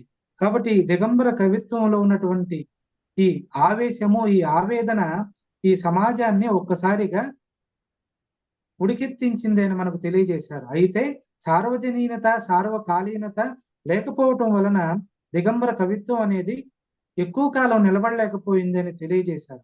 ఈ దిగంబర కవిత్వం అనేది పతనమైపోయినప్పుడు ఈ దిగంబర కవిత్వం యొక్క పునాదుల పైన విప్లవ కవిత్వం అనేది ఆవిర్భవించిందని తెలియజేశారు. ఇక్కడ పరిశోధకుడిగా భక్తవత్సల రెడ్డి గారికి ఉన్నటువంటి నిజాయితీ, నీతి మనకు స్పష్టంగా తెలియజేస్తుంది. వాళ్ళు ఏమన్నారు అని అంటే, విప్లవ కవిత్వాన్ని నేను రాసేటప్పుడు కాస్త తడబాటు నాలో కనిపించింది అని అన్నారు. ఏమిటి ఆ తడబాటు అని అంటే, ఆయన ఎక్కడో ఆంధ్రదేశానికి దూరంగా ఉన్నారు. ఇప్పుడున్నటువంటి పుస్తకాలు విప్లవ సాహిత్యం పైన రాలేదు. ఇప్పుడున్నంత విమర్శ విప్లవ సాహిత్యం పైన ఆ రోజుల్లో రాలేదు. ఈ విప్లవ కవిత్వం పైన సైద్ధాంతికమైనటువంటి ఒక సూత్రాన్ని తయారు చేయాలి అని అంటే ఆధార గ్రంథాలుగా ఆయనకు లభించినటువంటిది సృజన, అరుణతార, ఎర్రజెండా అనేటటువంటి పత్రికలు, భారతీయ పత్రికలో వచ్చినటువంటి వ్యాసాలు. వీటి ఆధారంగా ఈ సిద్ధాంత గ్రంథాన్ని, ఈ 3వ అధ్యాయాన్ని మనకు రాయడం జరిగింది. విప్లవం అంటే మార్పు అని అన్నారు శ్రీశ్రీ. ఈ మార్పు ఏమిటి అని అంటే, జనజీవితాన్ని సమసమాజం లోపలకు అడుగులు వేయించేదే మార్పు అన్నారు. ఈ మార్పుకు మూల కారణంగా ఉద్యమం అనేది వచ్చింది. ఈ ఉద్యమమే విప్లవోద్యమం అని అన్నారు. ఇరుపంటే కొందరికి భయం భయం, పసిపిల్లలే వారికంటే నయం నయం అన్నారు. ఈ విప్లవోద్యమం అనేది మనకు రష్యాలో వచ్చింది. చైనాలో మావో ఈ విప్లవోద్యమానికి ప్రవక్తగా మనకు చెప్పుకోవడం జరిగింది. ఈ మావో యొక్క భావజాలం అనేది భారతదేశంలోకి వ్యాపించాయి. భారతదేశంలో మొట్టమొదటిసారిగా మనకు ఈ విప్లవోద్యమం యొక్క భావాలు బెంగాల్లో కనిపించాయి. ఈ బెంగాల్లో చారు మజుందార్ ఈ విప్లవోద్యమానికి మనకు భారతదేశంలో పితామహుడిగా పిలవటంలో ఎటువంటి సందేహం లేదు అని భక్తవత్సల రెడ్డి గారు మనకు తెలియజేశారు. ఈ చారు మజుందార్ యొక్క ప్రభావం వలన పశ్చిమ బెంగాల్లో నక్సల్బరీ ఉద్యమం అనేది ఏర్పడింది. ఈ నక్సల్బరీ ఉద్యమంలో రైతులు తమ భూములను, తమ సంపదను దోచుకునేటటువంటి భూస్వాముల పైన ఆయుధాలను ధరించి సాయుధ రైతాంగ పోరాటాన్ని చేశారు. ఈ సాయుధ రైతాంగ పోరాటంలో వాళ్ళు 100% సఫలీకృతులయ్యారు. కాబట్టి ఈ సాయుధ రైతాంగ పోరాటం ద్వారా సమసమాజాన్ని రూపొందించటమే విప్లవ సాహిత్యానికి ప్రధానమైన ధ్యేయం, ప్రధానమైనటువంటి లక్ష్యంగా మనకు విప్లవ సాహిత్యంలో కనబడుతుంది. ఈ కనబడినటువంటి దానిని మనకు చాలా స్పష్టంగా తెలియజేశారు భక్తవత్సల రెడ్డి గారు. భక్తవత్సల రెడ్డి గారి యొక్క నిశితమైనటువంటి పరిశోధన దృష్టి ఏమిటి అని అంటే, పశ్చిమ బెంగాల్లో రగులుకున్నటువంటి విప్లవోద్యమం యొక్క జ్వాలలు, ఆ జ్వాలలు రేగి రేగి ఒక్కసారిగా ఆంధ్రదేశంలో వచ్చి పడ్డాయి. అంటే ఆ భారతదేశంలో బెంగాల్ తర్వాత విప్లవ సాహిత్యం అనేది ఎక్కువగా వ్యాపించింది ఆంధ్రదేశంలో, ముఖ్యంగా శ్రీకాకుళం అనేటటువంటి ప్రాంతంలో. ఈ శ్రీకాకుళ ఉద్యమంలో గిరిజనుల యొక్క నేపథ్యంతో పార్వతీపురంలో మనకు సాయుధ రైతాంగ పోరాటం అనేది ఏర్పడింది. కాబట్టి ఈ విప్లవ ఉద్యమం అనేది ఆంధ్రదేశంలో శ్రీకాకుళంలో వచ్చింది. ఈ శ్రీకాకుళంలో విప్లవ కవిత్వ ఉద్యమం అనేది రావటానికి ప్రధానమైనటువంటి 2 వ్యక్తులు ఉన్నారు. ఒక ఆయన పేరు వెంపటాపు సత్యం. ఈ వెంపటాపు సత్యం విప్లవ సాహిత్యానికి చాలా ప్రధానమైనటువంటి పునాదులను తీశారు అన్నారు. ఈ అధ్యాయంలో మనకు భక్తవత్సల రెడ్డి గారు ప్రధానంగా 4 అంశాలను తెలియజేశారు. విప్లవ కవిత్వం అనేది ఏ విధంగా వచ్చింది, దానికి చారిత్రక నేపథ్యాన్ని ఇంతకు ముందు మనం చెప్పుకున్నాం. దానితో పాటుగా విప్లవ కవిత్వం అనేది ఏ విధంగా వచ్చింది అంటే, నక్సలైట్లు చేసినటువంటి నినాదాల ఆధారంగా విప్లవ కవిత్వాన్ని రాశారు. రెండవది, సాయుధ పోరాటం చేసేటటువంటి కమ్యూనిస్టులను అంటే అన్నలను పోలీసులు ఎన్కౌంటర్ల పేరుతో కాల్చినప్పుడు వాళ్ళ యొక్క త్యాగాలను ప్రస్తుతిస్తూ స్మృతి కవిత్వాన్ని రాశారు. మనకు భావ కవిత్వంలో కూడా స్మృతి కవిత్వం అనేది వస్తుంది. అయితే తెలుగు కవిత్వంలో, విప్లవ కవిత్వంలో స్మృతి కవిత్వం యొక్క పరిధి, శృతి కవిత్వం యొక్క విస్తృతి అనేది చాలా ఎక్కువగా ఉన్నది అని పరిశోధకులుగా భక్తవత్సల రెడ్డి గారు గుర్తించడం మనం ఇక్కడ చూస్తాం. భావ కవిత్వంలో ఉన్న స్మృతి కవిత్వం కంటే విప్లవ కవిత్వంలో స్మృతి కవిత్వం అనేది చాలా ఎక్కువగా ఉన్నది అని, అందుకే స్మృతి కవిత్వం యొక్క ఆధారంగా మనకు విప్లవ కవిత్వం అనేది వచ్చింది. విప్లవ కవిత్వానికి ఒక కొత్త దృష్టిలో కూడా చూడటం ఈ అధ్యాయంలో మనం చూస్తాం. ఈ విప్లవ కవిత్వాన్ని రాసేటప్పుడు విప్లవ రచయితలు అనే వాళ్ళు ఎన్నుకున్నటువంటి మార్గం చాలా కొత్తగా ఉన్నది. ఏమిటి అని అంటే, అంతకు ముందున్నటువంటి అభ్యుదయ కవులు కానీ, అంతకు ముందున్నటువంటి భావ కవులు కానీ వచన కవిత్వాన్ని తమ కవిత్వానికి వాహనంగా ఎన్నుకున్నారు. కానీ విప్లవ కవులు అటువంటి మార్గాన్ని ఎన్నుకోలేదు. మరి విప్లవ కవులు ఏమి ఎన్నుకున్నారు అని అంటే జానపద బాణీలను ఎన్నుకున్నారు. జానపద సాహిత్యంలో ఉండేటటువంటి గేయ పణతుల దగ్గరకు వెళ్ళారు విప్లవ కవులు. ఈ గేయ సాహిత్యాన్ని ఎన్నుకున్నారు. ఈ గేయ సాహిత్యంలోనే మనకు ఈ విప్లవ కవిత్వం అంతా మనకు రావడం జరుగుతుంది. ఈ విప్లవ కవిత్వ ఉద్యమం జరిగేది కూడా జానపద ధోరణిలో. గిరిజనులు గెరిల్లా పద్ధతిలో ఈ ఉద్యమాన్నంతా నడిపారు. కవిత్వం కూడా జానపద గేయ ధోరణిలోనే వచ్చింది. మనకు వంగపండు గాని, గద్దరు గాని, వెంపటాపు సత్యం గాని వీళ్ళందరూ కూడా తమ విప్లవ కవిత్వ గేయాలను జానపద ధోరణిలోనే రాశారు. జముకుల కథ రూపంలో, బుర్రకథల రూపంలోనే దేశం నలుమూలలా ప్రచారం చేశారు. అలా జానపదుల యొక్క ధోరణిలో ప్రచారం చేయటం వల్లనే మిగతా రెండు కవిత్వ ధోరణులకు లేనటువంటి విస్తృతి విప్లవ కవిత్వానికి వచ్చింది అని పరిశోధకులుగా గుర్తించారు భక్తవత్సల రెడ్డి గారు. భారతదేశ భవిష్యత్తు అంతా శ్రీకాకుళం వైపుగా ఒక్కసారిగా చూసింది. ఎందుకు చూసింది అంటే అక్కడ పోరాటం అనేది ఉన్నది.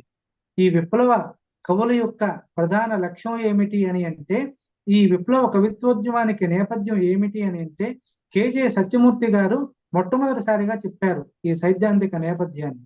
దీనిని చక్కగా ఉటంకించారు మనకు భక్తవత్సల రెడ్డి గారు.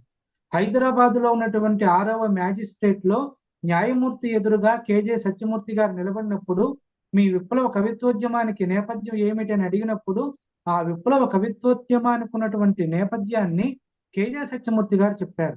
మా కవిత్వోద్యమానికి ఉన్నటువంటి ముఖ్యమైనటువంటి నేపథ్యం ఏమిటి అని అంటే తుపాకీ గొట్టం ద్వారా సమసమాజాన్ని స్థాపించడం, బుల్లెట్టే మాకు బ్యాలెట్ కన్నా విలువైనది అని చెప్పటం, చైతన్యం మా కవిత్వానికి అంతర్వాహిని అనేటటువంటి ఈ 3 విషయాలను కేజే సత్యమూర్తి గారు కోర్టులో చెప్పారు. ఇవి 3 విప్లవ కవిత్వోద్యమానికి ప్రధానమైనటువంటి భూమికలుగా మనకు చెప్పారు.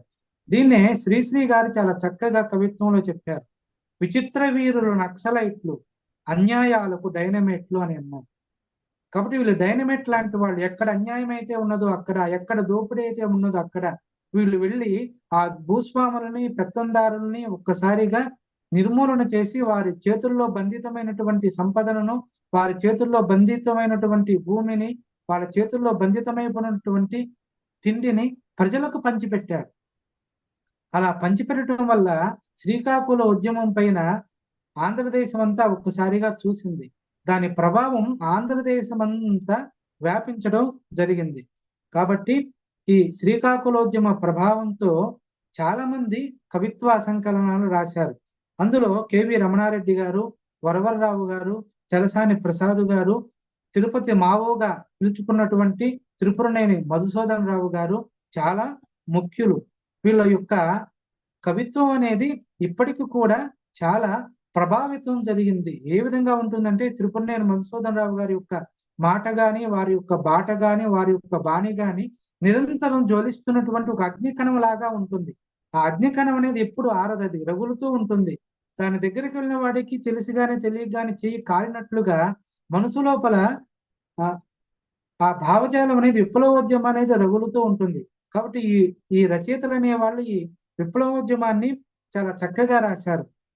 ఇంకా కేజే సత్యమూర్తి గారు అంటారు, స్వాతంత్ర దేశంలో చట్టాన్ని మీ చేతుల్లో తీసుకోవటం తప్పు కదా అని న్యాయమూర్తి ప్రశ్నించినప్పుడు శరీరంలో ఒక అంగం కుళ్ళిపోయింది.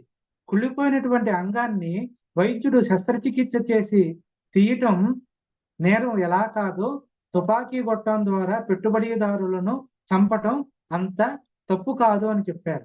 సమాజంలో కుళ్ళు అనేది ఉన్నప్పుడు ఆ కుళ్ళును మేము నా తుపాకీ గొట్టంతో కడిగి వేస్తామనేటటువంటి ఒక బలమైనటువంటి భావనను కేజే సత్యమూర్తి గారు ప్రతిపాదించారు. ఈ ప్రతిపాదనను మనకు చాలా చక్కగా తెలియజేశారు భక్తవత్సల రెడ్డి గారు. ఆ తరువాత ఈ కవిత్వం అనేది, విప్లవోద్యమం అనేది నీరుగారిపోయేటటువంటి సందర్భం అనేది వచ్చింది. దేనికి వచ్చింది అని అంటే విప్లవ కవిత్వోద్యమంలో నాయకత్వం అనేది లోపించటం.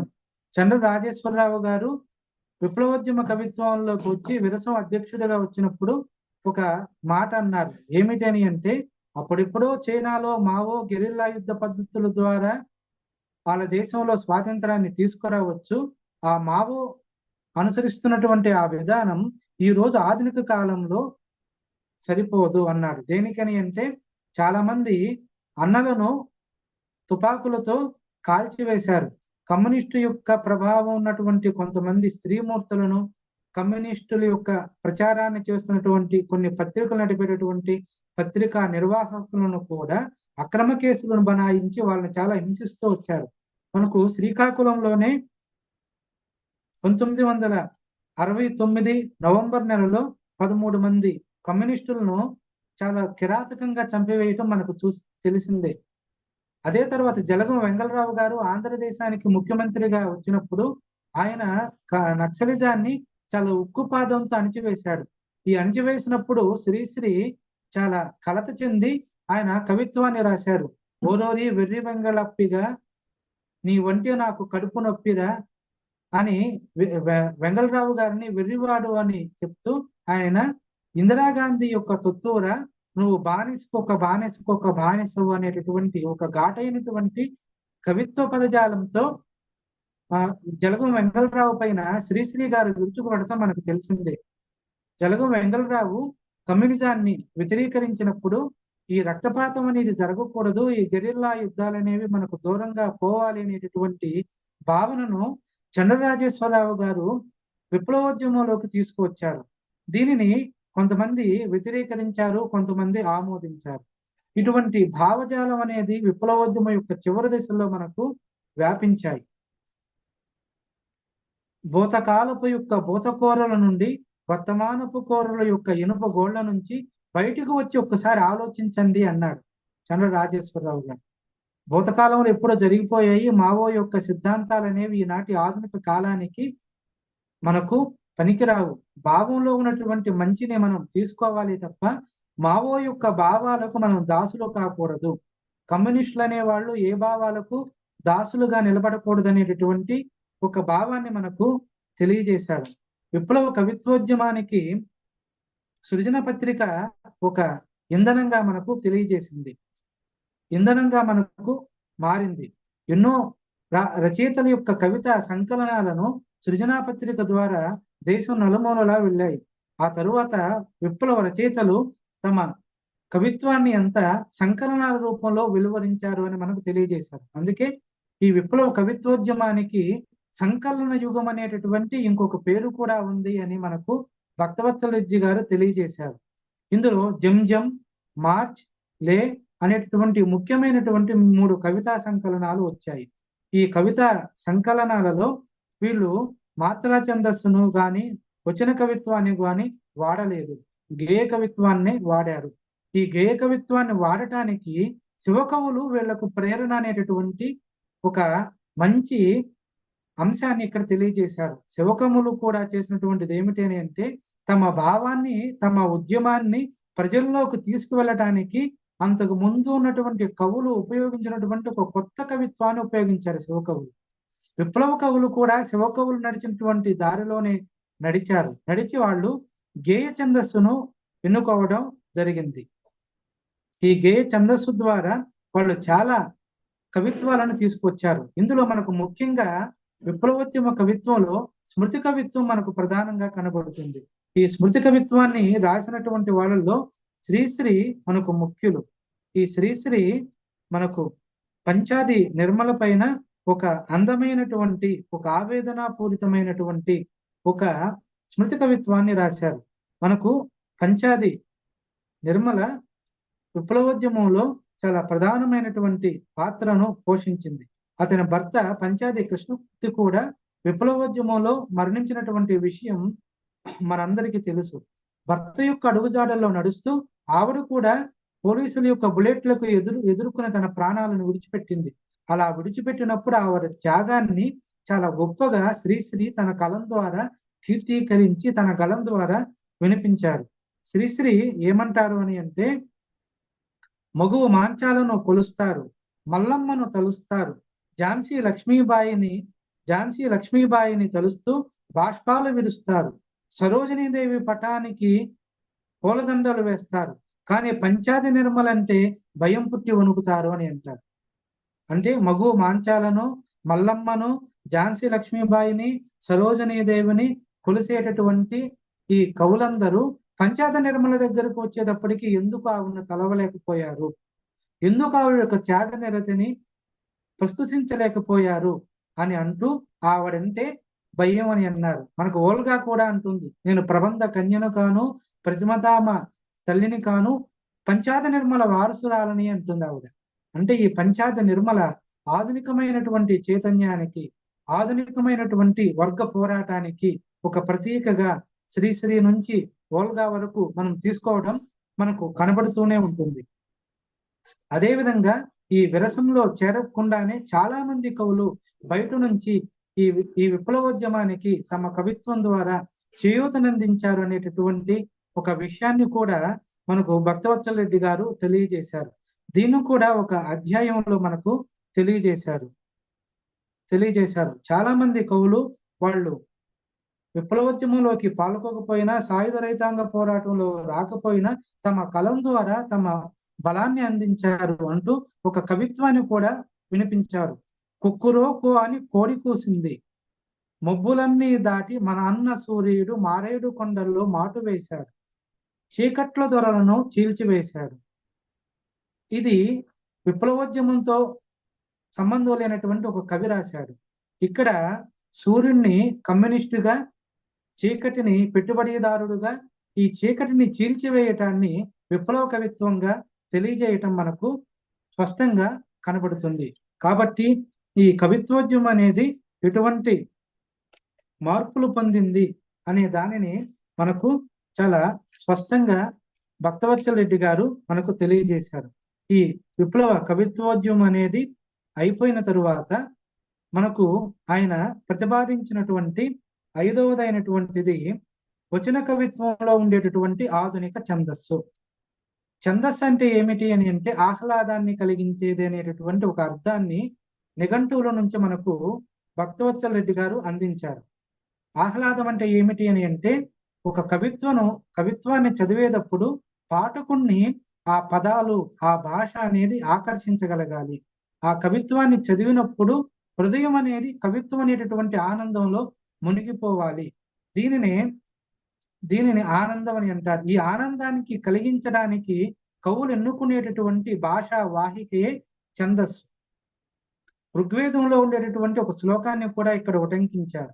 వేదానికి ఛందస్సు పాదం అని అన్నారు. అంటే వేదం యొక్క శ్లోకాలు అనేవి ఛందస్సు అనేటటువంటి పాదాల ద్వారా నడుస్తాయి అని అన్నారు. కేవలం వేదాలే కాదు, కవిత్వం కూడా ఛందస్సు ద్వారానే నడుస్తుంది. కొంతమంది విమర్శకులు ఏమన్నారు అని అంటే వచన కవిత్వంలో అసలు ఛందస్సే లేదు అని అన్నారు. కానీ దీనిని భక్తవత్సల రెడ్డి గారు వ్యతిరేకరించారు. ఛందస్సు అనేది ఉన్నది. ఈ ఛందస్సు ఏమిటి అని అంటే మాత్రా ఛందస్సు అని అన్నారు. ఈ మాత్రా ఛందస్సు గురించిన ఒక విస్తృతమైనటువంటి పరిశోధన ఈ అధ్యాయంలో మనకు భక్తవత్సల రెడ్డి గారు చేశారు. ఈ మాత్రా ఛందస్సు పైన ఆయన చేసినటువంటి ఈ పరిశోధన, ఈ పరిశీలనే ఈ అధ్యాయానికి ఒక కొత్త వెలుగులను తీసుకువచ్చింది, ఒక అదనపు సౌందర్యాన్ని తీసుకువచ్చింది. అసలు ఈ మాత్రా ఛందస్సును తీసుకొచ్చినటువంటి మొట్టమొదటి వ్యక్తి గురజాడ అప్పారావు గారు.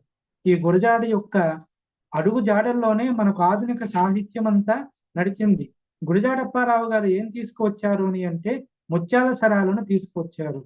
అంతవరకు ఉన్నటువంటి అలంకారాల యొక్క భారాలతో, నగల యొక్క బరువులతో నలిగిపోతున్నటువంటి కవితామ తల్లి యొక్క భారాలను తీసివేసి ముత్యాల దండలతో అలంకరించి తెలుగు కవిత్వానికి ఒక కొత్త వెలుగులు నింపినటువంటి గొప్ప వ్యక్తిగా మనకు గురజాడ వారిని ఇక్కడ మనకు భక్తవత్సల రెడ్డి గారు తెలియజేస్తూ, ఆయన కొత్త పాతల మేలు కలయికతో ఒక కొత్త వెలుగులను తీసుకువచ్చాడు అభ్యుదయ కవిత్వానికి, ఆధునిక కవిత్వానికి అని చెప్పారు. ఈ కవిత్వం ఏమిటి అంటే ముత్యాల సరాలు. ఈ ముత్యాల సరాల పైన అంతకుముందు వేల్చేరు నారాయణరావు గారు చేయనటువంటి ఒక పరిశోధనను సి నారాయణ రెడ్డి గారు చెప్పనటువంటి ఒక కొత్త అంశాన్ని భక్తవత్సల రెడ్డి గారు ఇక్కడ మనకు చెప్పారు. ఏమిటని అంటే ఈ గురజాడ వారి యొక్క ముత్యాల సరాలకు ప్రధానమైనటువంటి భూమిక కన్నడ సాహిత్యంలో ఉండేటటువంటి భామిని షట్పది అని అన్నారు. ఈ భామిని షట్పదిలో 7+7 14 మాత్రా ఛందస్సులు ఉంటాయి అని చెప్పారు. అదేవిధంగా పార్సీ గజల్ను ఉన్నటువంటి నడకను, లయను, గురజాడ అప్పారావు గారు అందుకున్నారు అనే అంశాన్ని మనకు చాలా కొత్తగా ఇక్కడ భక్తవత్సల రెడ్డి గారు తెలియజేశారు. అదే ఆధునికాంధ్ర కవిత్వం సంప్రదాయ ప్రయోగాలలో నారాయణ రెడ్డి గారు ఈ మాత్రా ఛందస్సుకు ముత్యాల సరాలకు 4+3 4+3 ఉంటాయి అని అంటే, భక్తవత్సల రెడ్డి గారు 7+7 ఉంటాయి అనే అంశాన్ని చాలా చక్కగా ప్రతిపాదన చేశారు. ఈ ప్రతిపాదన చేయటానికి ఆయనకున్నటువంటి బహుభాషా పాండిత్యం అనేది చాలా సహకారపడింది. ఆయన తమిళ సాహిత్యాన్ని చాలా చక్కగా చదువుకున్నారు, కన్నడ సాహిత్యాన్ని చాలా చక్కగా చదువుకున్నారు, మలయాళ సాహిత్యాన్ని కూడా చాలా చక్కగా చదువుకున్నారు. నారాయణ రెడ్డి గారికి లేనటువంటి అదనపు బలాలు ఈ బహుభాషలతో భక్తవత్సల రెడ్డి గారికి ఉన్నటువంటి ఈ పాండిత్యం. కాబట్టి ఇది ఒక కొత్త సైద్ధాంతిక నేపథ్యం. ఇంకా ఈ అధ్యాయంలో మనకు చెప్పింది ఏమిటి అంటే, వచన కవిత ఆధునిక ఛందస్సు ఒక విలక్షణత అనేది ఉన్నది. ఏమిటి ఆ విలక్షణత అని అంటే,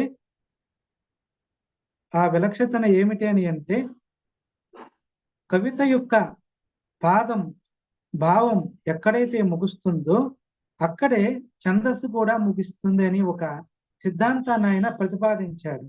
అదేవిధంగా వచన కవిత ఆధునిక కవిత రచనకు ఈ ఛందస్సులో ఉండేటటువంటి మార్పులు, ఈ ఛందస్సులో ఉన్నటువంటి ప్రయోగాలు అనేవి చాలా కొత్తగా ఉన్నటువంటి మార్పులకు నాంది వేశాయి అని చెప్పి దీనిపైన నండూరి రామ్మోహన్ రావు గారు ప్రతిపాదించినటువంటి ఒక అంశాన్ని కూడా మన ముందు తీసుకొచ్చి పెట్టారు. నండూరి రామ్మోహన్ రావు గారు అన్నటువంటి ఒక మాట ఏమిటి అని అంటే, ఈ ఆధునిక కవిత్వోద్యమం అనేది వచన కవిత్వోద్యమం అని అన్నారు. వచన కవిత్వోద్యమం అని అన్నారు. ఈ వచన కవిత్వోద్యమానికి కుందుర్తిని మనం పితామహుడిగా చెప్పుకోవచ్చు అని చెప్పారు. అదేవిధంగా ఈ వచన కవిత్వోద్యమానికి ఉండేటటువంటి ప్రధాన లక్షణాన్ని ప్రజాస్వామ్య యుగ వాహిక కవిత్వం అని అన్నారు. అంటే ఈ వచన కవిత్వంలో ఉన్నటువంటి ఈ వ్యాకరణాల సంఖ్యలను తెంచి శ్మశానాల వంటి నిఘంటువులను దాటి అని శ్రీశ్రీ అన్నారు కదా. ఒక లక్ష్యాన్ని, ఒక పదాన్ని, ఒక భావాన్ని చెప్పాలి, ప్రజల దగ్గరకు తీసుకువెళ్ళాలి అని అంటే వ్యాకరణాల సంఖ్యలు మనకు అనవసరం, శ్మశానాల వంటి నిఘంటువులు మనకు అనవసరం. మనకు కావలసింది ఏమిటి అంటే ప్రజల లోపలకు ప్రవహించాలి. ఈ ప్రవహించడాన్ని ప్రజాస్వామ్య యుగ వాహిక అని అన్నారు. ఈ లక్షణాలు ఈ వచన కవిత్వంలో మనకు చాలా స్పష్టంగా కనిపిస్తున్నాయి అని మనకు భక్తవత్సల రెడ్డి గారు చాలా స్పష్టంగా మనకు తెలియజేశారు. వస్తువుకు రచనకు అభేదంగా ఉండాలి అనేటటువంటి ఉద్దేశంతో గురజాడ అప్పారావు గారు ముత్యాల సరాలు అనేటటువంటి ఛందస్సును ఎన్నుకున్నారు అని చెప్పి మనకు చాలా స్పష్టంగా చెప్పారు. ఇది ఇంతవరకు ఎవరూ చెప్పనటువంటి ఒక విలక్షణమైనటువంటి ఒక కొత్త అంశము. అదేవిధంగా తెలుగు కవిత్వంలో ఎన్ని మార్పులు వచ్చాయి అనేటటువంటి దానిని చాలా కులంకషంగా ఈ అధ్యాయంలో ఆయన చర్చిస్తూ చిట్ట చివరిసారిగా భక్తవత్సల రెడ్డి గారు మనకు తెలియజేసింది ఏమిటంటే కొన్ని అనుబంధాలు ఇచ్చారు. ఈ అనుబంధాలలో ఒక 3 అంశాలను తెలియజేశారు. ఈ అనుబంధాలలో ముఖ్యమైనది చరబండరాజు గారు రాసినటువంటి చెరచబడ్డ గీతం అనేటటువంటి ఒక గీతాన్ని రాశారు. ఆ తరువాత కేజే సత్యమూర్తి గారు హైదరాబాద్ హైకోర్టులో ఇచ్చినటువంటి వాంగ్మూలాన్ని తీసుకొచ్చి తెలియజేశారు. తర్వాత విప్లవ కవిత్వం పైన ముఖ్యంగా ఉండేటటువంటి అంశాలను కూడా ఈ అనుబంధాలలో ఆయన కేంద్రీకరించడం జరిగింది. చాలా విస్తృతంగా ఈ పరిశోధన అనేది జరిగింది. అయితే మదురై కామరాజ విశ్వవిద్యాలయంలో 250 పేజీలకు మించి సిద్ధాంత గ్రంథం ఉండకూడదనేటటువంటి నిబంధాన్ని దృష్టిలో పెట్టుకుని తాను సేకరించినటువంటి విలువైన అంశాలన్నిటిలో ఎక్కడ భావమో శిల్పమో దెబ్బతినకుండా కుదిస్తూ ఈ సిద్ధాంతాన్ని ఆయన రూపొందించారు. ఈ సిద్ధాంతాన్ని మనం చదివినప్పుడు తెలుగు సాహిత్యం పైన, తెలుగు కవిత్వం పైన ఇంతటి ఒక మంచి అవగాహన అనేది చదివినటువంటి ప్రతి పాఠకుడికి అర్థమవుతుంది. ఒక మంచి అవగాహన అనేది వస్తుంది. పరిశోధకుడిగా భక్తవత్సల రెడ్డి గారు చేసినటువంటి కృషి మన కళ్ళకు కట్టినట్లుగా ఇక్కడ మనకు కనిపిస్తుంది. అటువంటి ఒక గొప్ప గ్రంథం పైన నాకు మాట్లాడే అవకాశం ఇచ్చినందుకు అరసం వారికి నేను హృదయపూర్వకంగా కృతజ్ఞతలను తెలియజేస్తున్నాను. ఇటువంటి గొప్ప పరిశోధన గ్రంథాలు మునుముందు కాలంలో ఇంకా రావాలి అని, ఇటువంటి విలువైనటువంటి అంశాలను యువతరం అందుకోవాలి అని మనస్ఫూర్తిగా ఆకాంక్షిస్తూ నాకు ఈ అవకాశం ఇచ్చినందుకు నేను హృదయపూర్వకంగా కృతజ్ఞతలు తెలియజేస్తున్నాను. నమస్కారం. ధన్యవాదాలండి రమేష్ బాబు గారు. ధన్యవాదాలు సార్. చాలా సుదీర్ఘ సార్ సార్ సార్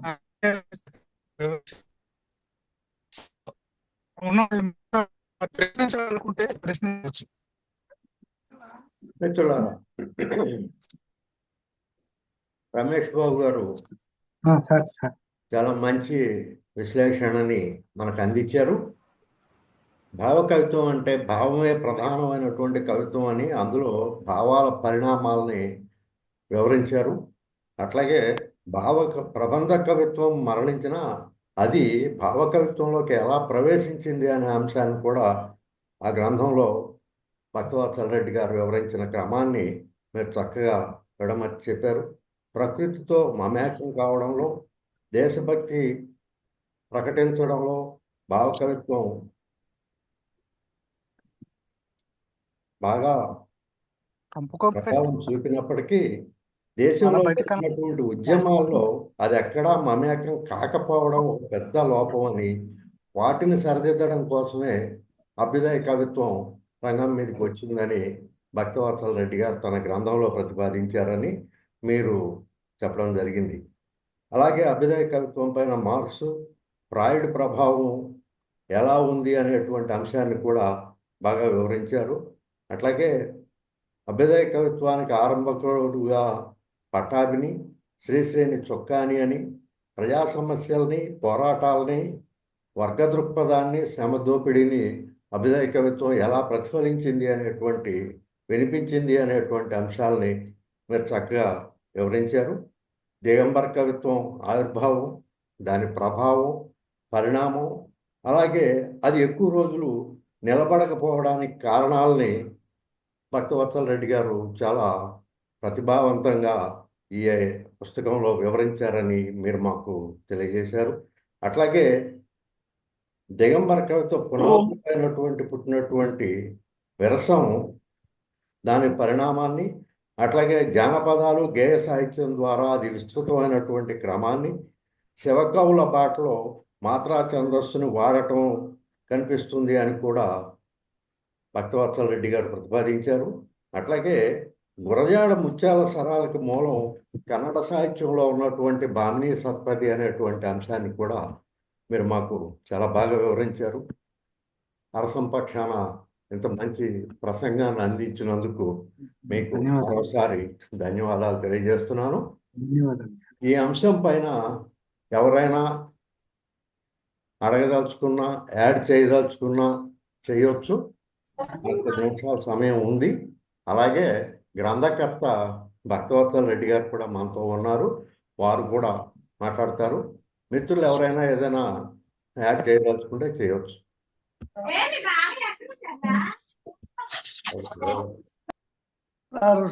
రమేష్ గారి ప్రసంగం చాలా చక్కగా చేశారు. వారు తిరుపతిలో ఉంటారు, నాకు తెలుసు, మంచి వక్త కూడా. ఆయనకి ధన్యవాదాలు తెలుపుతున్నాను. Thank you. ఇంకా ఎస్వి రెడ్డి గారు.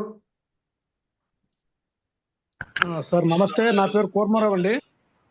కూర్మారావు చెప్పండి. చాలా చక్కగా యాప్ డౌన్లోడ్ అవడం లేట్ అయింది, అయినా నేను విప్లవ సాహిత్యానికి వచ్చినప్పటికి దిగంబర కవిత్వం నుండి విన్నాను. మరి చాలా చక్కగా భక్తవత్సల రెడ్డి గారి తాలూకు పరిశోధన వ్యాసాన్ని రమేష్ గారు చాలా చక్కగా విపులంగా అందించారు. ముఖ్యంగా శ్రీకాకుళ విప్లవోద్యమం పశ్చిమ బెంగాల్లో వచ్చిన తర్వాత ఆంధ్రప్రదేశ్లో శ్రీకాకుళంలో సాయుధ పోరాటం రావడం, అలాగే విప్లవ సాహిత్యం కూడా బెంగాల్ తర్వాత ఆంధ్రప్రదేశ్లో ఎక్కువగా, ముఖ్యంగా శ్రీకాకుళ సాహిత్యం 2వ స్థానంలో ఉందని చెప్పడం కూడా చాలా ముదవాహము. ముఖ్యంగా శ్రీకాకుళ సాహిత్య ఉద్యమ చరిత్రని డాక్టర్ కె ముత్యం గారు శ్రీకాకుళ విప్లవ సాహిత్యం అనుకుంటారు, విప్లవ సాహిత్యం ఉద్యమం, దాన్ని మనకి బెనారస్ యూనివర్సిటీలో ఆయన పరిశోధన చేసి పట్టా పొందారు. చాలా విలువైనటువంటి సాహిత్యాన్ని తెలంగాణకు చెందినటువంటి ముత్యం గారు తీసుకురావడం, అలాగే ఇప్పుడు కొన్ని విషయాలు కూడా జ్ఞప్తికి తెచ్చారు. ఇక్కడ పార్వతీపురం ఆ ఏరియాలో వెంపటాపు సత్యము, వాళ్ళ ప్రభావము, శ్రీశ్రీ ప్రభావము, విప్లవ, అలాగే జానపద గేయాలతో విప్లవ సాహిత్యాన్ని ఏ విధంగా ప్రజల్లోకి తెచ్చారు అనేటువంటి విషయాలు చాలా చక్కగా చెప్పారు. మరి ఇది రాసినటువంటి పరిశోధన వ్యాసాన్ని తయారు చేసినటువంటి భక్తవత్సల రెడ్డి గారికి, దాన్ని చాలా చక్కగా అందించినటువంటి రమేష్ గారికి ధన్యవాదాలు. అలాగే భక్తవత్సల రెడ్డి గారు దీనిని తప్పనిసరిగా ఒక పెద్ద పరిశోధన వ్యాసాన్ని ఎక్కడో దాన్ని ముద్రించాలి. మిస్సిమి లేకపోతే ఇటువంటి క్యాన్ పత్రులు ఉంటే తప్పనిసరిగా వ్యాసాన్ని ముద్రించాలని కోరుతూ ధన్యవాదాలు. Thank you Kurma Rao. ఇది ఆల్రెడీ పుస్తకంగా ప్రింట్ అయి ఉంది. దాని వివరాలు తర్వాత తెలియజేస్తారనుకోండి. ఇంకా ఎవరైనా? అలా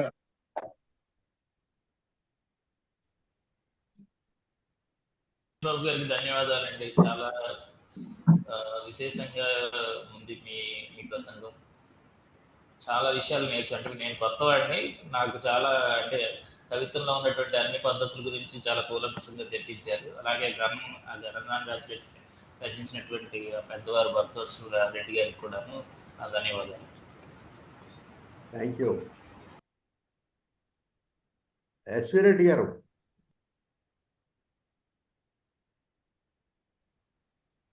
భక్తవత్సల రెడ్డి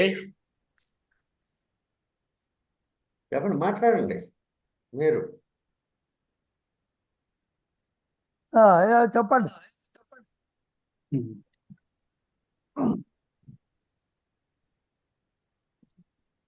जो వెంటనే ఆడియో ఆడియో వినిపిస్తోందా ఇప్పుడు? వినిపిస్తుంది. ఈ భావకవులు ప్రజల్లోకి తమ కవిత్వాన్ని తీసుకుపోవాలని చెప్పి ప్రారంభించింది. కానీ ఈ సినిమాల్లో ఒక మాట ఉంది, ఈ భావకవుల వల్ల ఎవరికి తెలియని ఏవో పాటలు పాడాలో అని చెప్పి సినిమా పాటే ఒకటి ఉంది. దానికి ఈ వ్యతిరేకం కదా, వాళ్ళ ఉద్దేశం వేరు, కానీ విమర్శకులు అర్థం చేసుకున్న తీరు వేరు భావ కవిత్వాన్ని గురించి. దీనికి ఏ సమాధానం చెప్పాలి? రెండు వేరు విరుద్ధంగా ఉన్నాయి కదా. వాళ్ళ ఉద్దేశం అయితే నెరవేరలేదు కదా, భావకవుల ఉద్దేశం.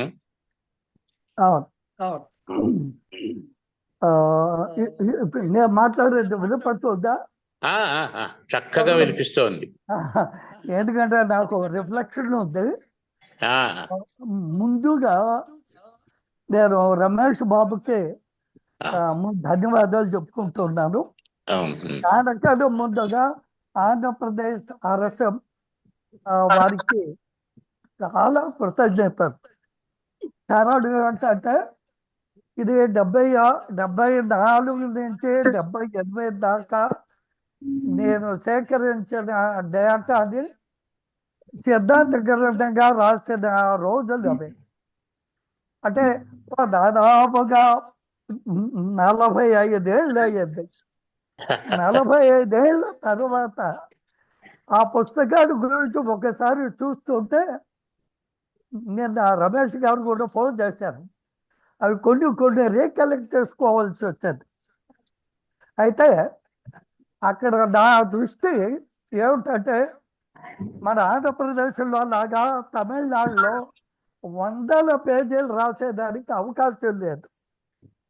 250 పేజీలకి ఒక్క పేజీ కూడా మించకూడదు. అందువల్ల నేను సేకరించి తయారు చేసినంతా కూడా సంక్షిప్తీకరించి రాయాల్సి వచ్చింది. దానివల్ల ఏమవుతుందంటే ఈ భావకవిత్వాన్ని గురించి ఎవరికైతే అవగాహన ఉంటుందో వాళ్ళు దృష్టిలో పెట్టుకుని ఆ చాప్టర్ రాశారు. అందువల్ల ఏమవుతుందంటే నేను రాసిన దాంట్లో స్పష్టత ఉండదు, కానీ ఆ పాయింట్ వెనక ఉన్న ఆ బ్యాక్గ్రౌండ్ తెలిస్తే తప్ప మనకి అర్థం కాదు. ఆ ఒక లోపం ఉంది దాంట్లో, అది ఒకటి. రెండోది రమేష్ గారు చెప్పే దాంట్లో చాలా పాయింట్స్ ఆయన బాగా తీసుకుని వచ్చారు. ఒక్క వచ్చిన కవిత్వం మాత్రమే ఛందస్సు నుంచి రావడం అనేది తప్పు. అది నేను చెప్పలేదు. నేను చెప్పానంటే అక్షరగణ ఛందస్సు నుంచి మాత్రాగణ ఛందస్సు, మాత్రాగణ ఛందస్సు నుంచి మాత్రా ఛందస్సు, మాత్రా ఛందస్సును వచ్చిన కవిత అనేది వికాసం చెందినాయి అని చెప్పడం. దీని ప్రధాన కారణం భావంతో పాటు పాదం ముగియడం. అంటే జానపద సాహిత్యంలో జానపద పాటల్ని మనం చూసుకున్నప్పుడు పాదం ఎక్కడైతే ముగుస్తుందో ఆ పాదంతో పాటు చెప్పదగిన భావం కూడా ముగుస్తుంది. అదే మనకు ఫోక్ ట్యూన్. ఆ ఫోక్ ట్యూన్ అనేది మనకు అక్షరగణ ఛందస్సులో ఉంది, కానీ అందరూ అనుసరించలేదు. అంటే గణానికి ప్రాధాన్యత ఇచ్చారు. అందులో సర్వపాక్షరియతి అక్కడ విరూపయతి అనే రెండు ఉంటాయి. అందులో కూడా మార్పులు వచ్చే దానివల్ల దాన్ని కొంచెం సింప్లిఫై చేయడానికి మాత్రాగణ ఛందస్సు వచ్చింది.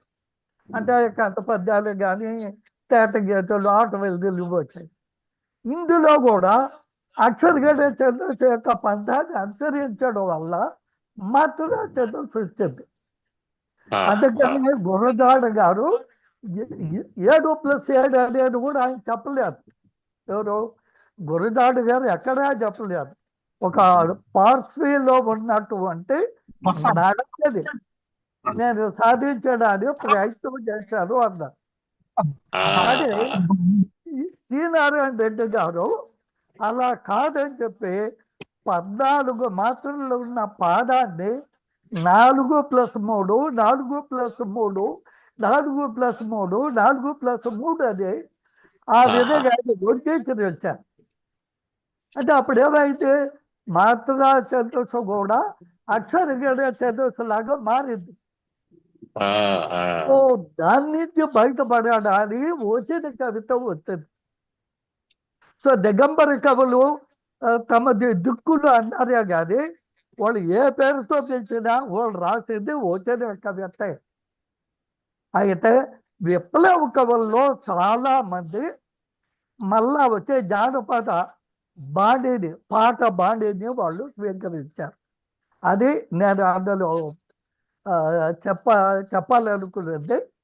ఆ తర్వాత నాకున్నటువంటి బ్యాక్గ్రౌండ్ ఆధారంగా భాషా శాస్త్రాన్ని దృష్టిలో పెట్టుకుని, భారతీయ అలంకారిక శాస్త్రాన్ని దృష్టిలో పెట్టుకుని, స్టైలిస్టిక్స్ ఈ రచనా శాస్త్రాన్ని దృష్టిలో పెట్టుకుని వచ్చిన కవితని మూల్యాంకనం చేశాను. స్టైల్ అది నేను ఆఖరి దీంట్లో చేశాను. అయితే నాకున్న ఒక డ్రాబ్యాక్ ఏంటంటే నేను ఏదైనా పదం రాస్తే దాని వెనుక బ్యాక్గ్రౌండ్ ఉంటుంది. కానీ ఆ బ్యాక్గ్రౌండ్ అన్ని సందర్భాల్లో చెప్పుకోకపోవచ్చు. కాబట్టి ఆ బ్యాక్గ్రౌండ్ తో మనకు ఏమన్నా పరిచయం ఉంటే తప్ప దీన్ని అర్థం చేసుకోలేము. కానీ రమేష్ గారు చాలా చక్కగా ఆ సిద్ధాంత వ్యాసాన్ని గురించి చెప్పారు. అసలు ఇంకా కూడా అందులో నారాయణ రెడ్డి గారు ఒక అంశాన్ని గురించి ఏం చెప్పారు, వెల్చార్ గారు ఏం చెప్పారు, వాళ్ళిద్దరిలో ఉన్న సమానత బట్టి దానికన్నా భిన్నంగా నేనే చెప్పాను అనేది కూడా ఉంది. అయితే రమేష్ గారి యొక్క బ్యాక్గ్రౌండ్ వేరే కాబట్టి చాలా చక్కగా చెప్పారు. వారికి ప్రత్యేకంగా ధన్యవాదాలు. అందరికీ విన్న ప్రతి ఒక్కరు కూడా ధన్యవాదాలు. నమస్తే. నమస్తే నమస్తే. నమస్తే ఆనంద్ గారు. చెప్పండి. ఎవరు? 12 సార్ అర్థం కాలేదు. మీ మాట క్లారిటీ లేదు. ఎవరు? అప్పలరాజు. మిత్రమా